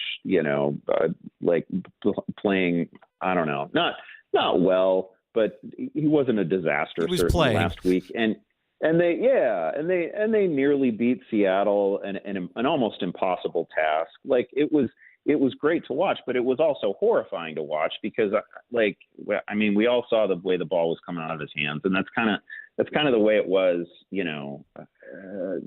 whatever it was 5 years ago when last we saw Phillip Rivers. He just doesn't have the zip on passes anymore. And I was just looking at his next gen passing chart from that game, and it's comical. He threw 2 balls beyond 20 yards. One of them was incomplete and the other one was intercepted. And they just had no shot, right? And it basically eliminates Alec Pierce as a fantasy option. It just lowers the ceiling for that offense so much, and it's really too bad because it's not as if the Colts were too big to fail necessarily in fantasy, but they are impossible to trust. The passing game is impossible to trust right now. I wish I had a better response for you, but you can really only play Jonathan Taylor comfortably. He saw 28 touches with Phillip Rivers, and that should continue. I mean, he should be a key component of the passing game. But I don't trust any of the receivers. I've personally put Tyler Warren on all benches. I've put Alec Pierce on all benches, and I'm not even going to feel bad if they do something. I'm not going to feel bad if they find the end zone because I saw what I saw, and it is really difficult to imagine that passing game being impactful in any way. Andy, I had always envisioned the day the Chiefs eliminated from postseason contention, us coming in Danger on Monday, playing Cool in the Gang and having a lot of fun, but that got scrapped. I mean, that would have been in bad form, right? You don't want to do it that way, but here are the Chiefs, and this is a tough question I'm going to ask you because there's no historical perspective, right? Like, we don't know what to expect of an Andy Reid team. Is he going to experiment? Or is this team going to rise up and they're going to mow down Tennessee? Or are they going to just be like, yeah, we're out of it, who cares? We've all invested to some degree in the Chiefs offense, whether that's Kelsey or Rice or running back. So what is your advice for the Chiefs going into Nashville this weekend? Yeah, this could be a pretty bad team. I don't see what the incentive would be to play guys like, are we leaning on really anybody who's dealing with even a slight injury? I don't know. Are we going to play Chris Jones? Rashee Rice is in the concussion protocol. So this could literally be Gardner Minshew at quarterback, Kareem Hunt at running back, number 1 receiver Hollywood Brown, and we're rolling out Travis Kelce. This could be pretty grim. Plus, it's probably the closest thing that Tennessee gets to it's their version of a Super Bowl this year, right? These are the Chiefs coming to town, and it's still a big brand name to take down in your stadium. So I can't recommend any Chiefs in this one. I mean, obviously you'd play Gardner Minshew in a super flex, but nowhere else. You can still play Kelsey, but I wouldn't trust the running backs, and I wouldn't trust any of these receivers if Rice can't go. What's your outlook for Cleveland hosting the Bills, the game that we've spent the majority of this week talking about, Andy? Oh man, the Bears' game plan against Shedeur Sanders seemed almost disrespectful, right? Just really concerned with the 5 yards beyond the line of scrimmage and not that concerned with anything else that they were going to do. Cleveland's offensive line is really banged up, and that has showed in the production of Quinshon Judkins. They're just not going to threaten you downfield. And you really can play everything as if it's, 3rd and 3, 4th and 3, and you don't have to defend that much field. And it's the NFL. Anything can happen. A lot can happen. Obviously, the Bills have had, their vulnerabilities on defense to the run, but man, the run game just isn't going well for Cleveland right now. So it's like an easily resisted force against an easily moved object in that respect. But they just can't threaten you in the passing game, and they certainly can't score with Buffalo. If Buffalo gets to 24, I don't know how Cleveland can possibly make this competitive. Andy, last one for me, and we're all focused right on this week, but hey, is there something to be said for managing the back end of your roster, looking at week 18, maybe a matchup, maybe a weather concern, maybe, hey, I want to make sure that I'm getting a handcuff or whatever it is, with those games actually starting on Christmas, and it's a busy time of year. So your thoughts on, what would be your advice, for us that are still remaining in our postseason? How do you manage not just this week, but the following week?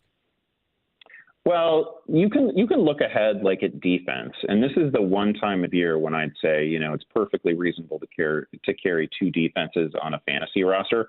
I would just never do it in the middle of the season. We would obviously never do it in October, November, but once you get to week 16, I'll allow you to look ahead to week 17. That makes perfect sense. That's part of the reason why I've had the Saints stashed in so many leagues. They get the Titans in week 17.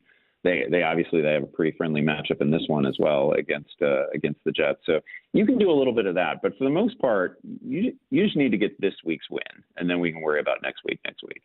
Andy, what are you working on this week at the Deep Shot that we can check out here and get ready for the finals of our fantasy playoffs next week? Oh, yeah. We have the Yacht Club podcast is live this week. Chris Harris and I went through every place where we had a slight difference of opinion in our fantasy ranks. We went through all of those things. We've got ranks up right now. We'll be updating those constantly. Dalton will have his sits and starts. We've got DFS recommendations coming. All the usual stuff. I would really appreciate it if people would check out the Deep Shot. And huge thanks not only to you guys for having me on again this year. This has been a blast. It's always such a pleasure to do a show and to do these hits with people who actually play fantasy and care about it. So it's been wonderful to talk to you guys, and huge thanks to everybody who's subscribed to the site and checked it out. All right, so this is our fantasy, how the playoff game between Danger and I went. Literally, I have Love, and he's got the Rams kicker.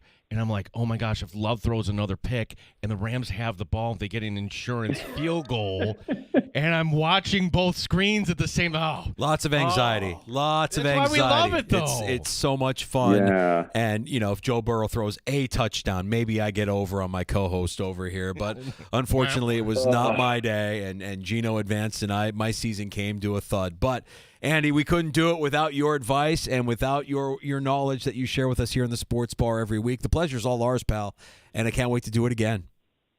Yeah, same here. Happy holidays to everyone, and really good luck this week. And thanks again for having me on throughout the season. It's been a blast. Thanks, Andy. Happy holidays to you and yours. Andy Behrens, the Deep Shot. Fantastic fantasy football talk through the course of the NFL season. Love that guy. Yeah, and hopefully you've taken some of his advice along the way. Yeah, it's interesting. Like that Chiefs-Titans game. Yeah, that is the Titans Super Bowl. Sure. Like, what are the Chiefs going to trot out there? Like, you're Andy Reid. You're secure. In case you're wondering what tickets to the Super Bowl cost, you can go for as little as $28 in Nashville. Oh. For the Super Bowl this weekend against the Chiefs. So if you're somebody jonesing to see Tennessee's Super Bowl, yeah, $28 gets you in the door. I know some Chiefs fans in Rochester that may consider that. $48 for the Bills in Cleveland. Right. Yeah. Yeah, it is going to have some Maple Leaf Sabres vibes to it. Sure will, pal. We know plenty of people that are making the trek to Cleveland for that one. And, and he put it pretty bluntly as far as what Cleveland's offense is willing to or able to do. Not much. Yeah. Not much. I mean, Bills' defense has been suspect at times this year. I think this one's pretty easy to figure out. And if you can get to your 30 points the way the Bills' offense traditionally has done this season, I think you're going to walk away with a win. I'm going to call my shot. I think it's a big Cole Bishop game. If Shador is going to take his shots downfield and just put it up and hope, that's not advisable. Happy Hour is next in the Sports Bar. We crown our 2025 Take of the Year. We've got 11 nominees. We've gone through them over the course of the afternoon. And to be honest with you, still don't really know which direction we're leaning here. It's really going to come down to my mood in the moment.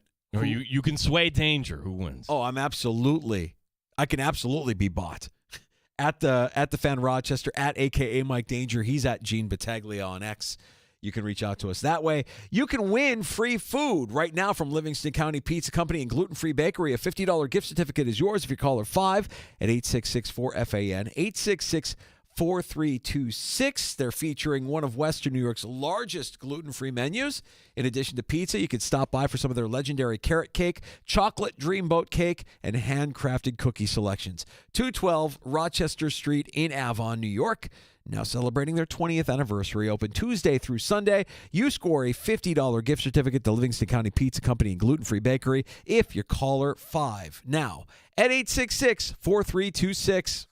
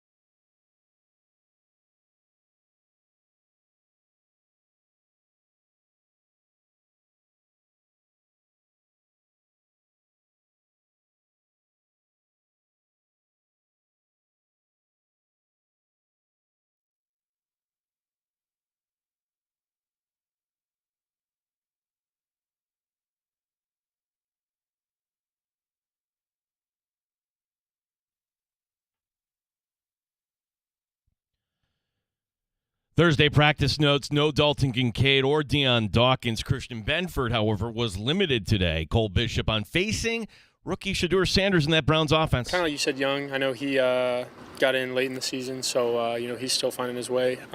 Great running game, a lot of good running backs, a lot of good talent in the receiver room and the tight end room, so they got a lot of weapons. Coverage will begin at 9 a.m. this Sunday here on The Fan. Tonight we got the Buffalo Sabres, the team hosting Philadelphia. Puck drop at 7:30. Tonight in the NFL, you've got the Seahawks and the Rams on Thursday Night Football. The Amerks back home tomorrow night against Belleville. Sports is brought to you by GetMyPerks.com. If you're looking for the perfect stocking stuffer for the golfer in your life, 2-for-1 rounds of golf to Lakeshore Country Club with card. For this and other great deals, log on to GetMyPerks.com. G. Battaglin, the sports leader, The Fan, Rochester.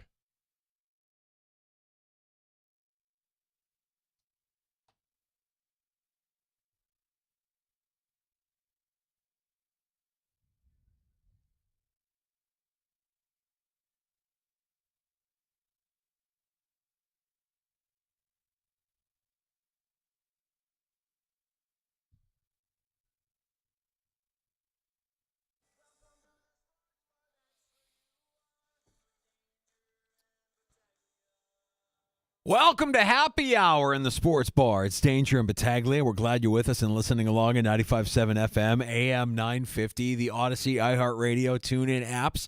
Our stream up and rolling on our YouTube channel and Twitch at The Fan Rochester. Today, our final show of the week. We have one more show of the year 2025 coming up on Monday. Well, we will fully react to Bills, Browns, and bid adieu to the year that was 2025.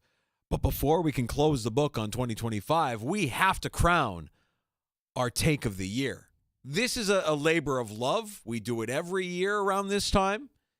And we can't move forward without acknowledging some of the greats of years past. We mentioned earlier that Bacteria once almost signed with the New York Jets. I'm sure Rodgers is going to want to get Bacteria involved, but you know what? Bacteria is a guy who has been ravaged the last couple of years by injuries. I think with the extra points there, too, you hear him kind of with the dentures, but go on. How about Jokic after winning Denver's parade with the Nuggets? Remember that? You said after the Lakers win, you said you were surprised that you didn't feel more. So I'm curious what you are feeling right now and if you're looking forward to a parade coming up in Denver. When is parade? When is parade? Thursday. No. I need to go home. Okay.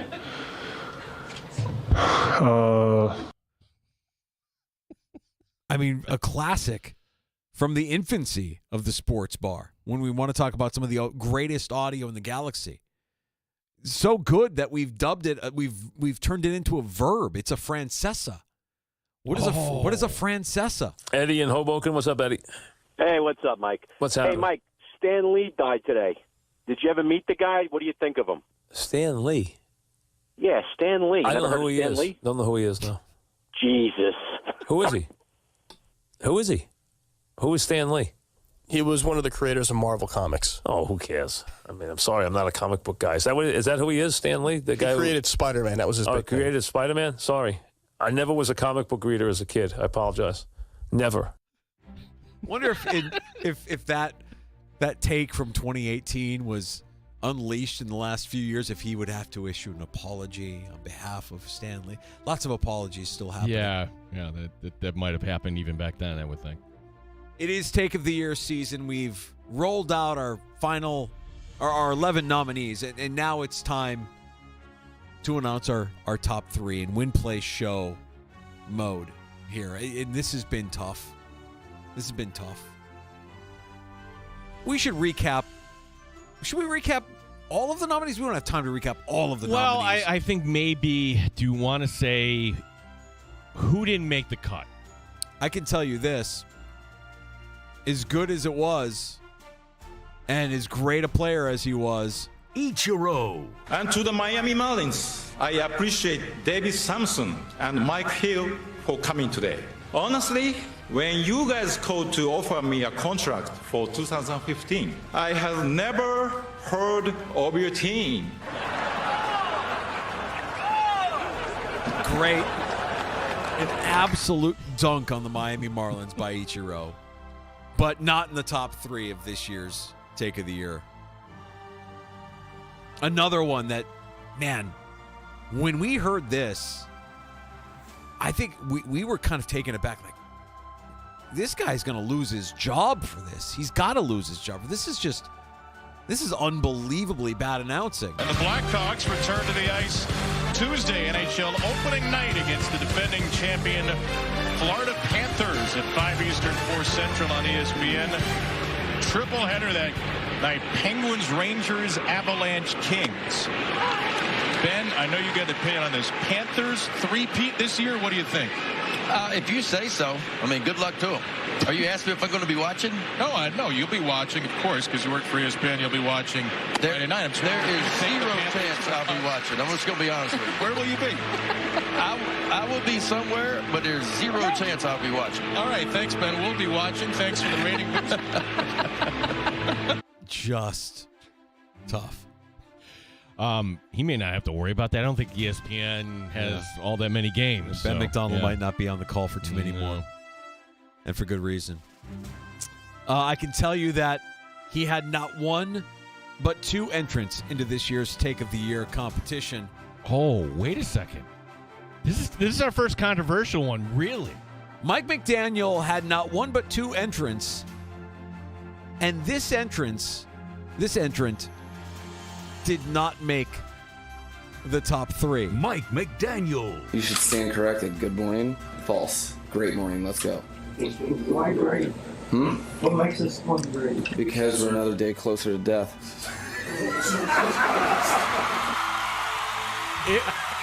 Happy holidays, everyone. Fantastic. That was in August.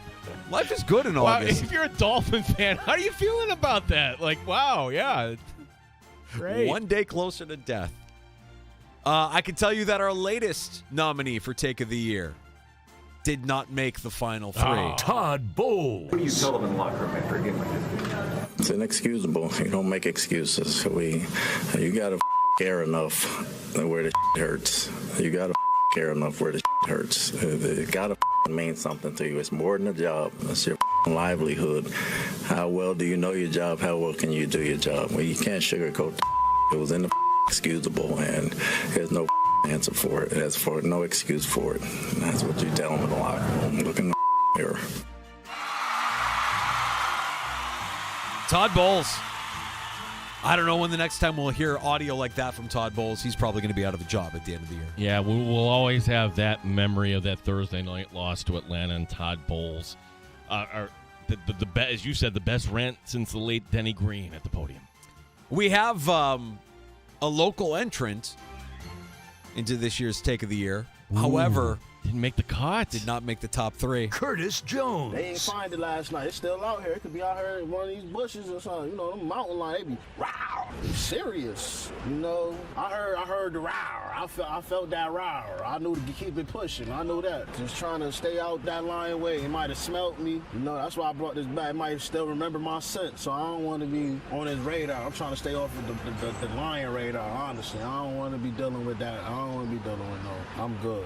I don't play with lions. I don't play with tigers, bears, nothing with the wild. I don't play with those. I promise you. I don't even do roller coasters. The crowd goes wild. I have to put this to all of our investigative journalists. Berkeley Breen, he listens to our show. Berkeley, what happened to the lion? It was the story. What, did he just go off into his natural habitat? I'll tell you, at minimum, that mountain lion, if there was a mountain lion, unified our community for a good 48 to 72 hours. We went viral. We did. We were so provincial. We were so excited to go viral thanks to Curtis Jones, who had his moment in the sun in July. However, not good enough to crack the top 3 of the 2025 Take of the Year. Third place. We're going to go one-place show. In show? Okay. The Sports Bar with Danger and Battaglia presents Take of the Year 2025. Mike McDaniel. To win games, you have to win the game, not lose the game, honestly. And that is how you lose the game. You're moving the ball down the field. You're 1st and 10, and then you find yourself at 2nd and 20. That was critical. Yeah. Oh, Mike McDaniel. Yeah. Historic performance from Mike McDaniel, the first ever to have not one but 2 entrants into Take of the Year. I think if anything, if we've learned anything, is that Mike McDaniel needs some help. I hope he gets the help he needs. It's not going to end well. Quinn Ewers starting for the Dolphins this weekend. Mike McDaniel finishing 3rd with his 2-win games rant. Take of the Year 2025. Who do we have in 2nd place? It can't be Luke from Rochester. Could it? Luke from Rochester is banned from the show. If we were doing worst Take of the Year, Luke from Rochester would have won the award in January. No, it will not be Luke from Rochester. It will not be Luke from Rochester. Luke remains banned from the sports bar.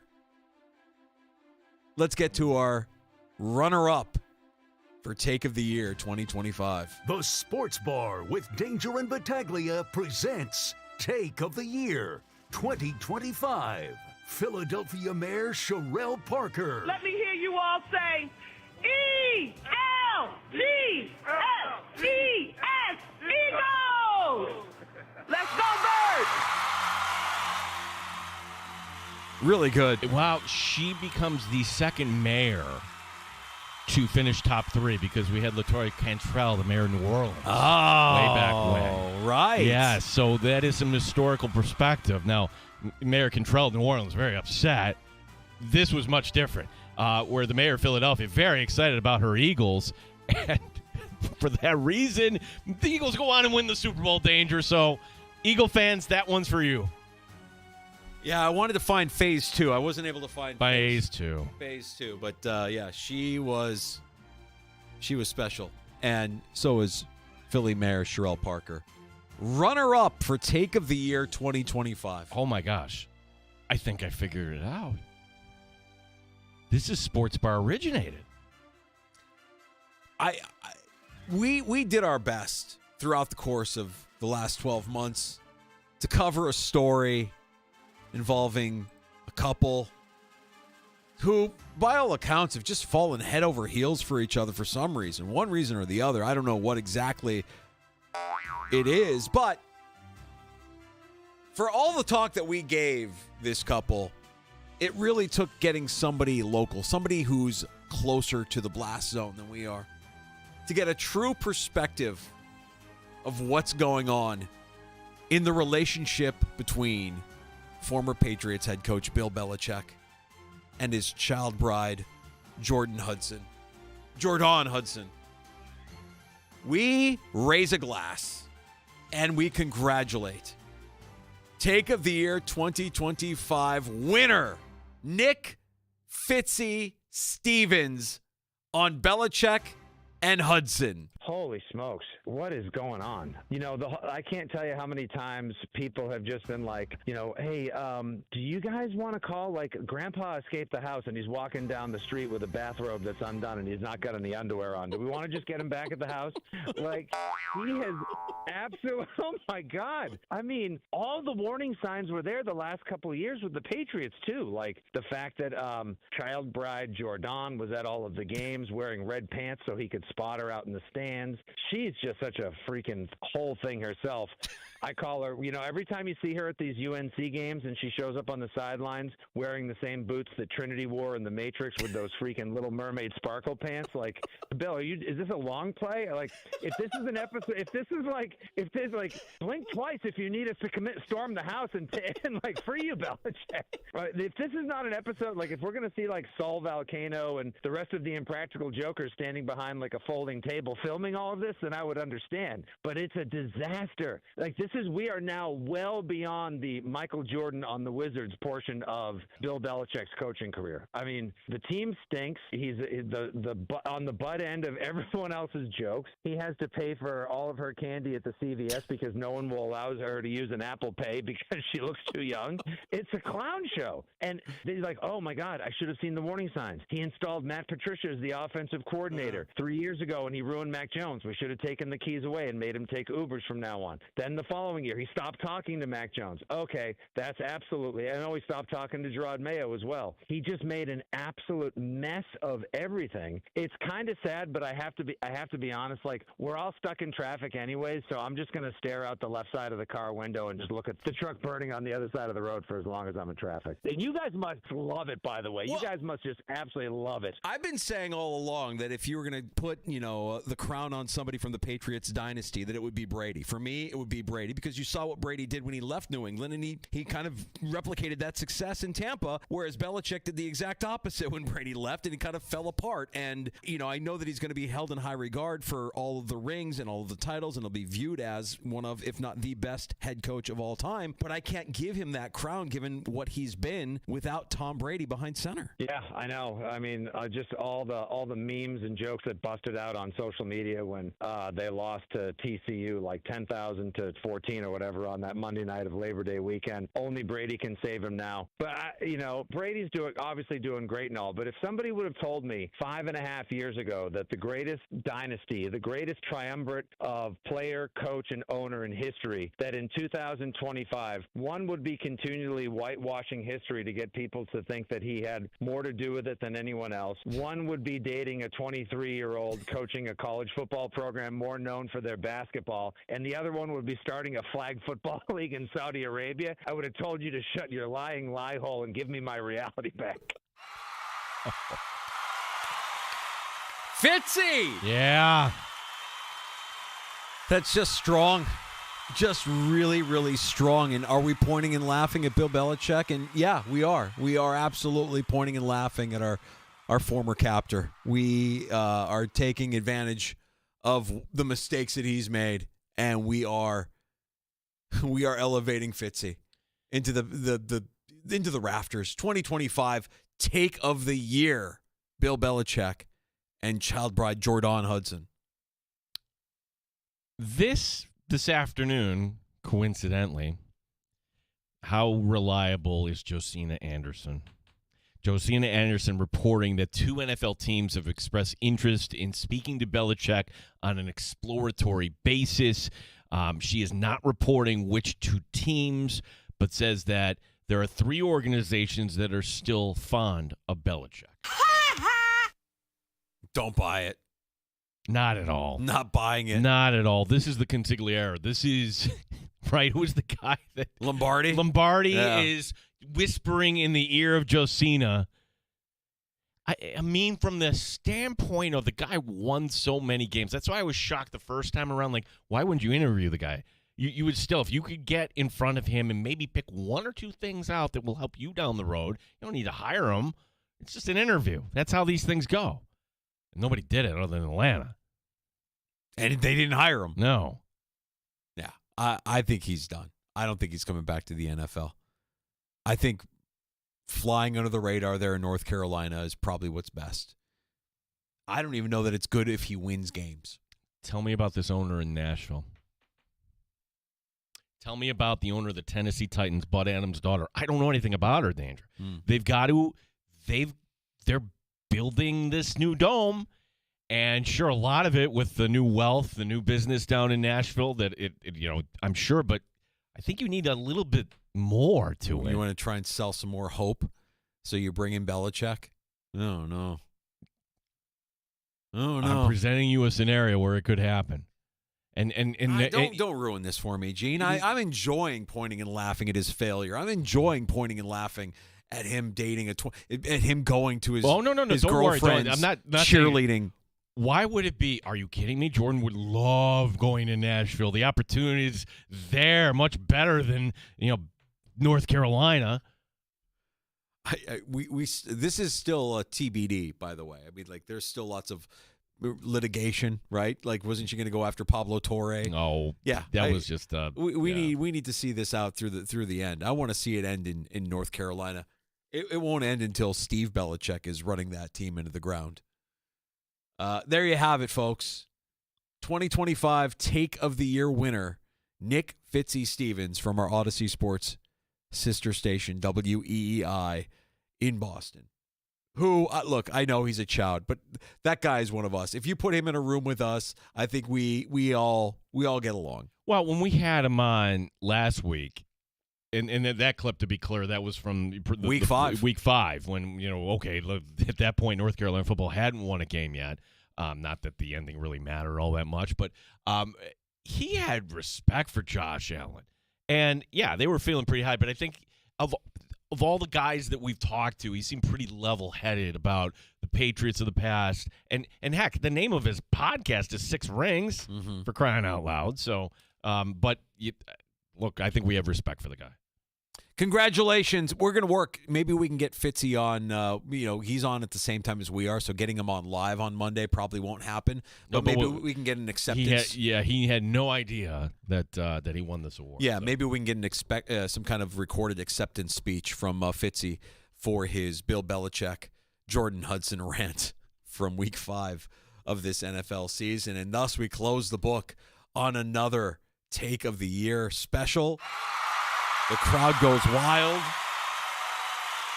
Fitzy leaves with his head held high, and no shame for Haley Steinfeld or Matt LaFleur. A little bit of shame for Mike McDaniel. You had better odds than everybody, and you had two Take of the Year nominees. You came in third. Not great, no. But you can cut a fillet now with those steak knives. What makes a great take is it's not just one thing. It's one thing out, like when Trista Crick eviscerated Philadelphia years ago. Right, we remember that very well. We remember Trista Crick just crushing the city of Philadelphia. And I know I have it. Unless it got erased. It got erased. Maybe it got erased. Oh, no. So there you have it, folks. Oh, no, I do have it. Here is Trista Crick. This was, God, we've been doing the show a long time. This is the 2022 Take of the Year winner. Yeah. They just stink. They just stink in every way. Like, they think they're a big market. The fans are obnoxious. The fans are the kind of people who walk around with dirty feet and slides, like with no socks on in the middle of the summer. It's just like the city itself I don't really like, particularly the food's not that good. Like, you go around there and you're like, you walk around the city of Philadelphia, and you're like, man, this is a trash hole. This is like a dumpster fire of a city. There's maybe like some pockets of beauty, but there's just nothing green. It's concrete everywhere.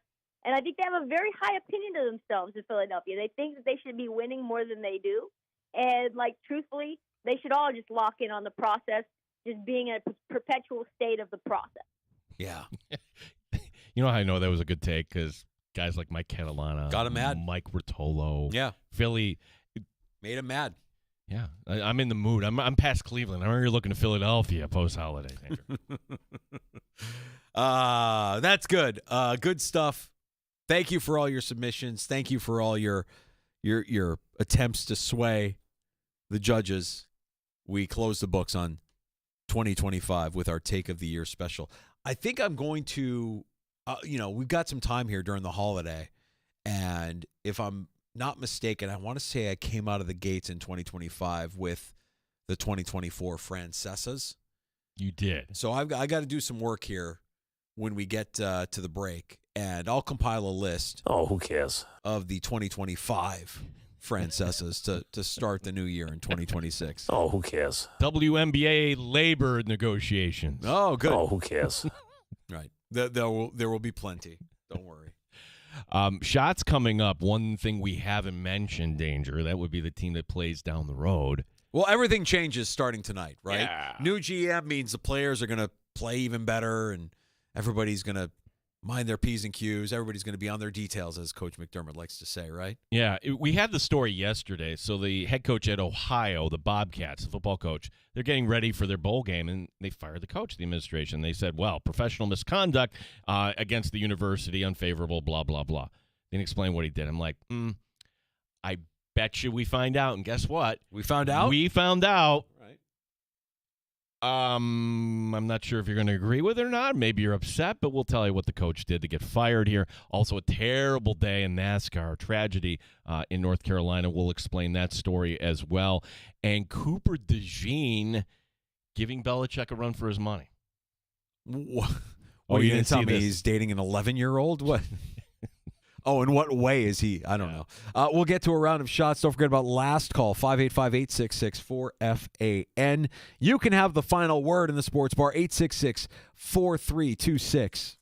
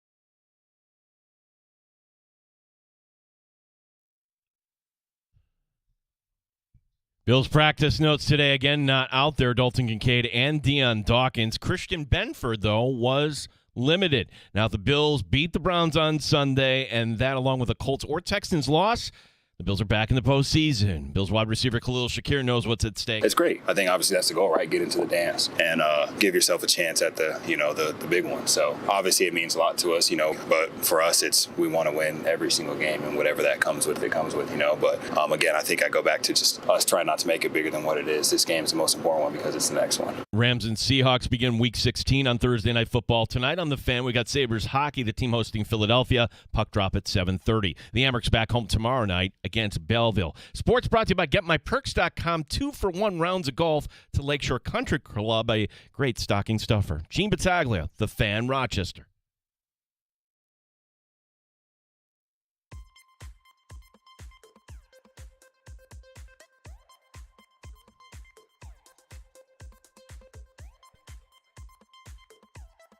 Happy Hour continues on The Fan. You're in the Sports Bar with Danger and Battaglia. It's time for a round of shots. Now, admittedly, it's hard to get excited about Sabres hockey. What are you talking about? They fired their GM. Aren't you excited that there's a new GM? The new GM, Gene, it's going to change everything. Well, new GM takes over a team that's sitting still in dead last of the Eastern Conference, but does it provide a spark tonight? Do the fans get excited? The team plays for the first time since Kevin Adams was fired. Jaromir Kekalainen, of course, the new GM. 7:30, as we mentioned. TV side, be advised, ESPN Plus and Hulu tonight. Follow up on a story from yesterday. So Brian Smith, he was the head coach of the Ohio Bobcats. They're getting ready for their bowl game against UNLV. The school fired the head coach. They said they were making the move after the coach was, quote, engaging in serious professional misconduct and participating in activities that reflect unfavorably on the university. Now, let's just stop right there. They don't explain. They're like, wow, this is on the heels of Jerome Moore up in Michigan. What did he do? Yeah. Well, it came out. He invited his staff into his office where they drank bourbon. He kept the booze in his desk. Was that wrong? Should I not have done that? I tell you, I gotta plead ignorance on this thing, because if anyone had said anything to me at all when I first started here that sort of thing was frowned upon, because I've worked in a lot of offices, and I tell you, people do that all the time. Dude, I would have been fired so many times. Same. So many times. Now, I know our industry isn't a college football program, but I imagine that things can get a little bit loose as far as rules are concerned or standards. We used to do a thing called Beer Chair Friday, where every Friday they'd roll around a chair that was, that had a cooler on it that was loaded with beers, and we all drank beers every Friday afternoon. Beer Chair Friday. Everybody looked forward to it. Hell, we used to play Guts, the card game Guts, for money in my office while drinking and gambling, and we would just do it just for fun, just me and other coworkers. Like, why not? I am going to call BS on the school here because, okay, you got him on this. Is that fireable? You wanted him out for another reason.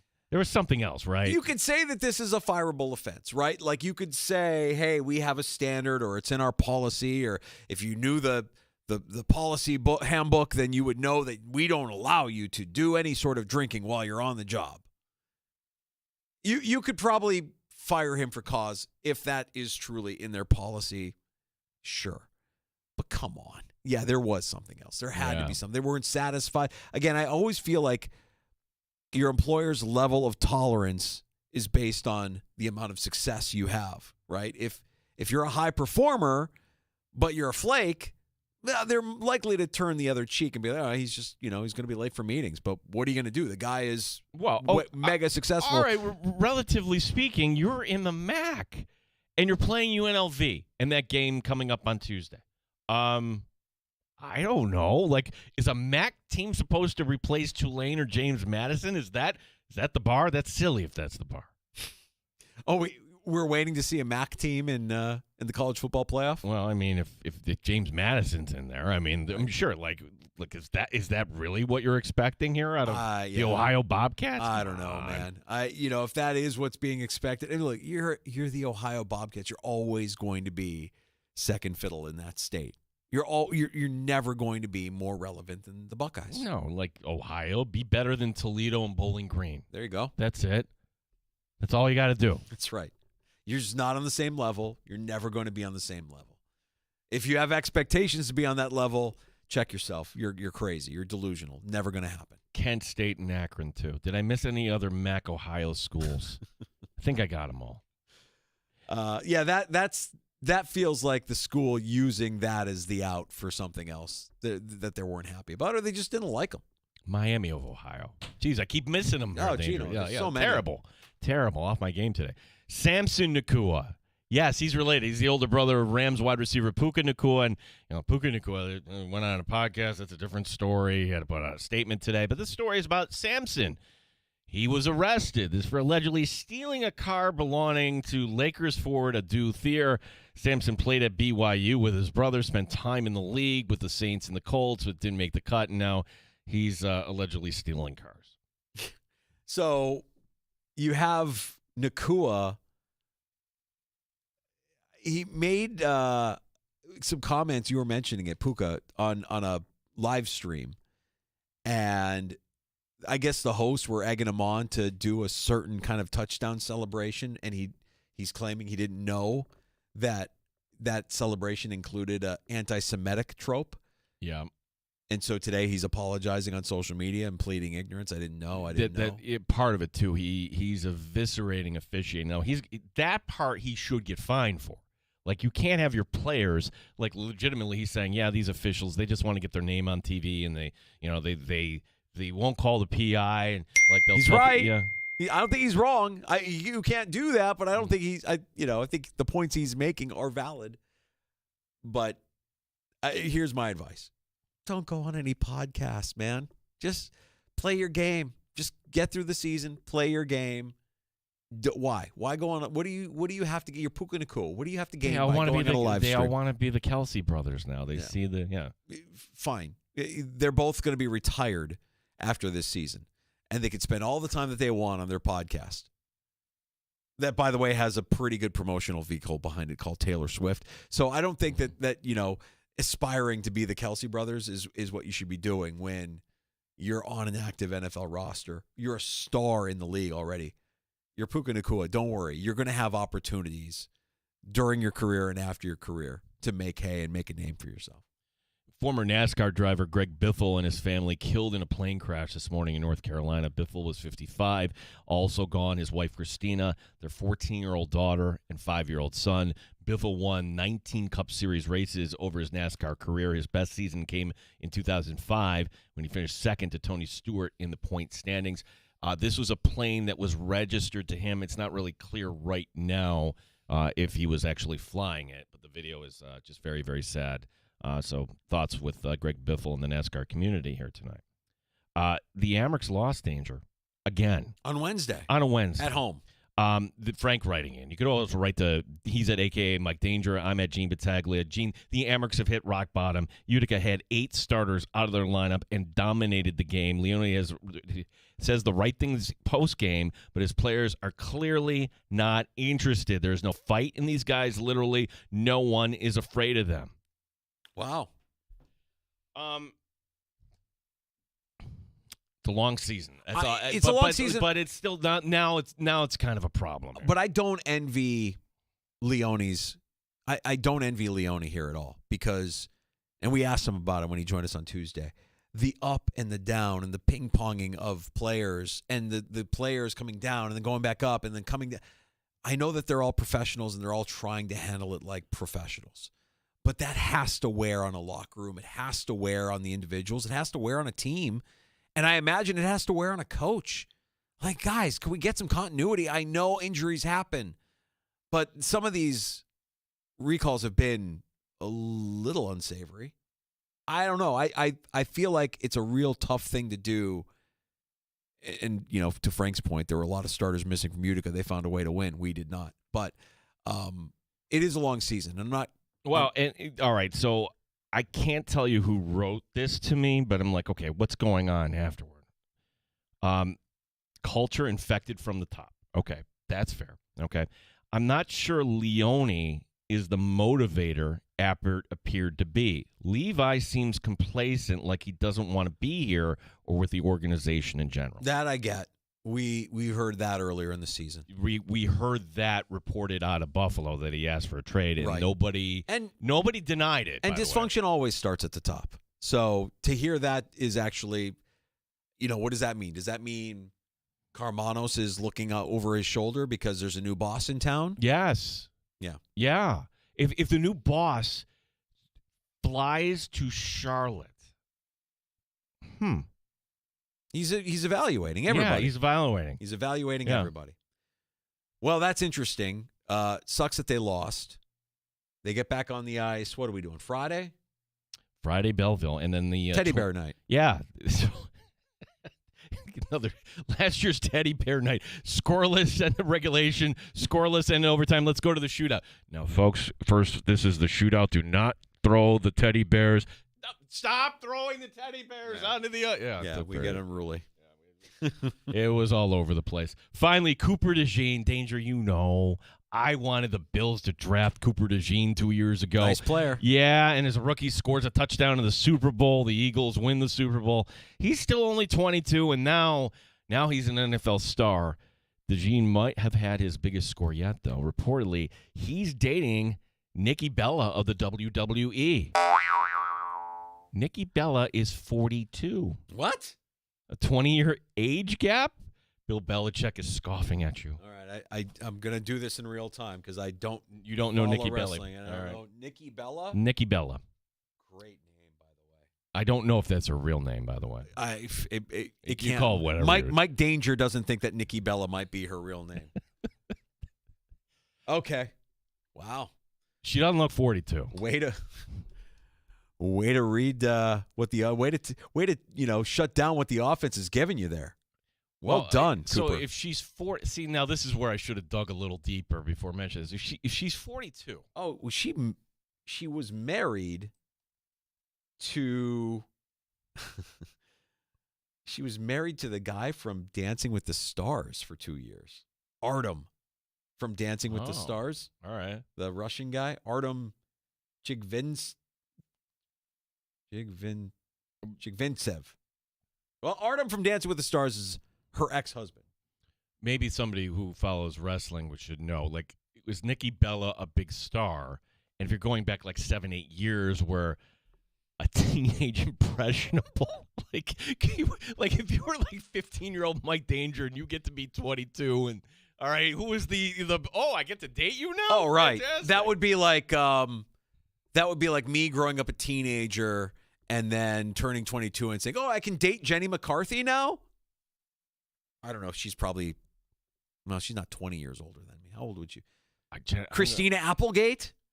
Good comp. There you go. Yeah. Maybe Christina Applegate would be better. Yeah. That's hey, guy scored in the Super Bowl. Looks like he scored after the Super Bowl as well. Jenny McCarthy, 53. Oh, no. That's still in my range. Yeah. That's definitely in my range. Applegate, though, I think might be she's not going to be that much older 57. either. 54. Jeez, I'm striking out. I really gotta aim higher. Who are we talking about? I gotta put my mind to this. Cooper DeJean. Yeah. Good for you, Coop. Way to go. All right, we'll take a break. Come back. Last call is for you. 866-4FAN is our phone number. 585-866-4326 as we close up shop next on The Fan.